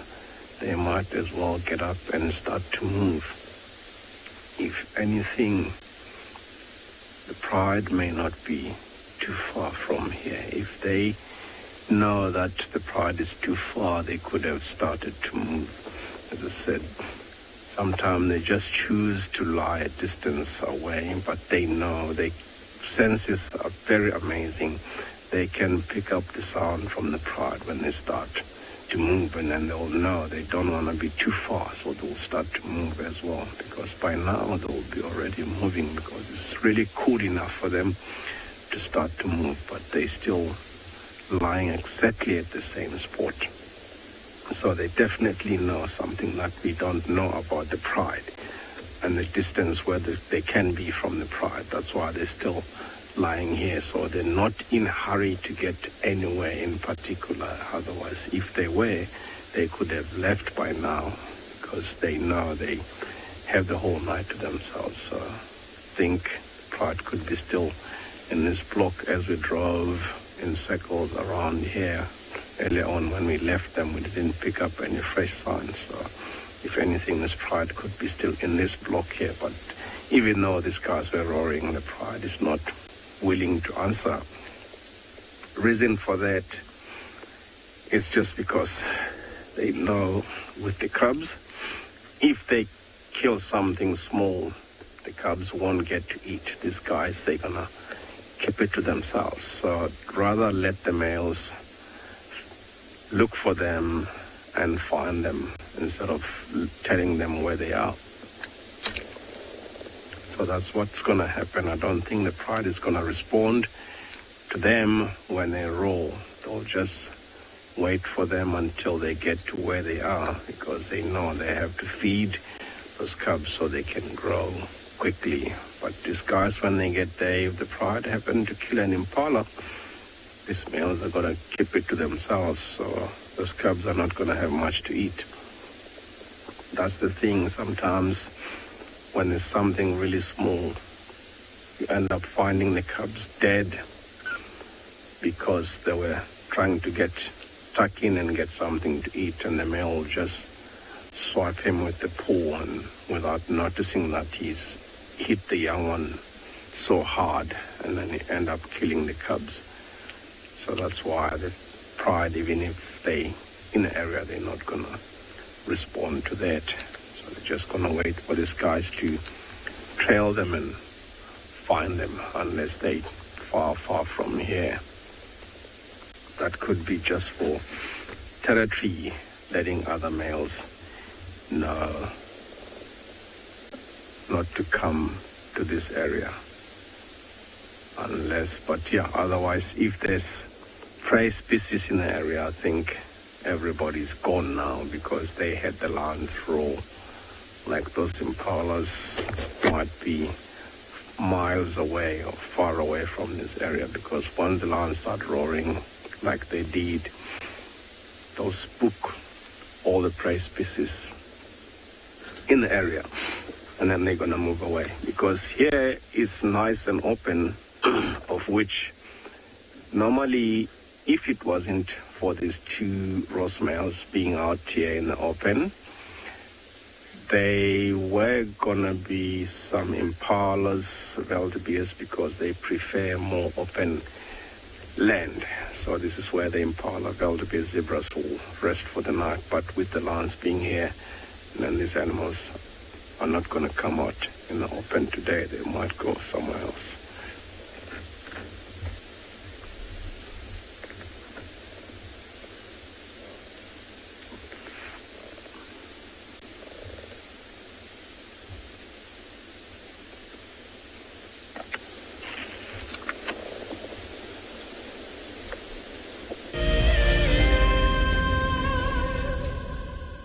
Hi, we are Yaku and Milani. We are from Gauteng in South Africa.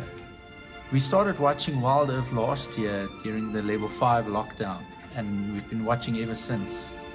Being in nature is one of the greatest feelings. We absolutely love it. Our favorite thing about WildEarth is that the concept is so amazing. We have the benefit of having a wildlife safari in the comfort of your home, especially when you're not allowed to go out. Being part of the Wildlife Explorer program gives us a sense of giving back and contributing to nature. It just makes us feel good because we love it so much. We are so excited to be visiting Ngoma. It is obviously, I think for most people, an absolute dream to visit the Masai Mara. We can't wait to go. Thank you very much for this amazing prize, WildEarth.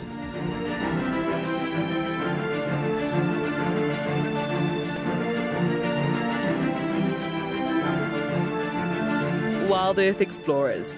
It's in your nature.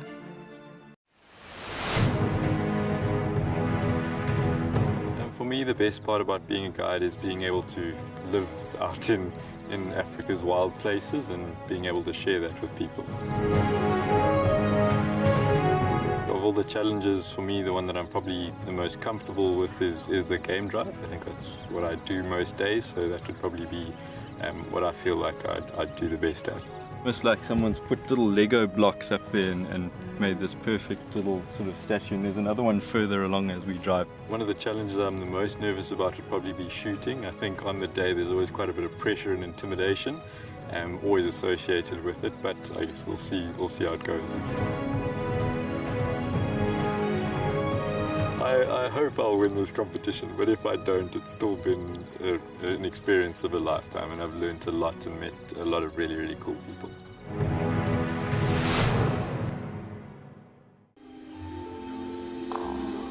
Goodness, look at its wobbly legs. Oh, I don't believe it. I can't believe we've actually seen it. Oh my goodness. Oh, careful, careful, careful. Oh no. Oh, it's okay, little one.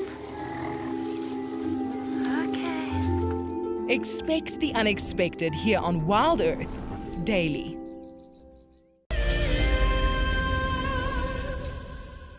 You can see the one male sitting up, he's got a bit of a blonde mane, the other one's got a darker mane, so the blonde one seems to be a little bit more active because he's sitting up and possibly ready to go. If anything, he's the one that's gonna wake up and lead the way, maybe stand up and lead the way, because you can see the other one is still lying more flat, but this guy looks like he's almost ready to go, because every now and then he keeps looking on the other direction. As I said, their senses are very amazing, so he may have heard something that we can't even hear or know what it is. So we'll see. As you can see now, he's looking away, possibly hearing something in the direction where he's looking. As I said, they look like they're not in a hurry to get anywhere. They possibly know that the pride is not far from this area. They're just waiting and hoping if the pride is here, the pride are going to start to hunt. Once they catch something, these animals are going to get up and take off in that direction. So that can be possibly what they're hoping for. That's the reason they're still sitting here and waiting patiently, because that's what they'll do sometimes, coming from behind, as they have this mane. That's the reason that I personally think, because of that, they know they can easily be exposed. So even when they're with the pride, they'll hang back, let the females do the rest, but bringing something big down, like a giraffe or a buffalo, they know it needs more strength. That's when they move in and help. But for now, I think they just see the yawn, just waiting and hoping that something is going to happen. As I said earlier on, he might be the one that's going to lead the way. As you see him yawning there, you can see the brother is doing wake up now, sniffing through the air, see if he can pick up a scent from the pride. Nothing as yet. You can see he might start grooming himself. This is slightly waking up as well. As you can see, sniffing around. When we got here, he had his head down. He might take a yawn as well. There we go. And yeah, definitely waking up a little bit, so they know it's about time for them. There goes the grooming session starting there. Yeah, so guys, this was really, really nice. We ended up finding these lions, and that was a very good afternoon, and I'm hoping tomorrow we'll find these animals and join up with the pride. So yeah, we're gonna start heading back and see you tomorrow. There he goes.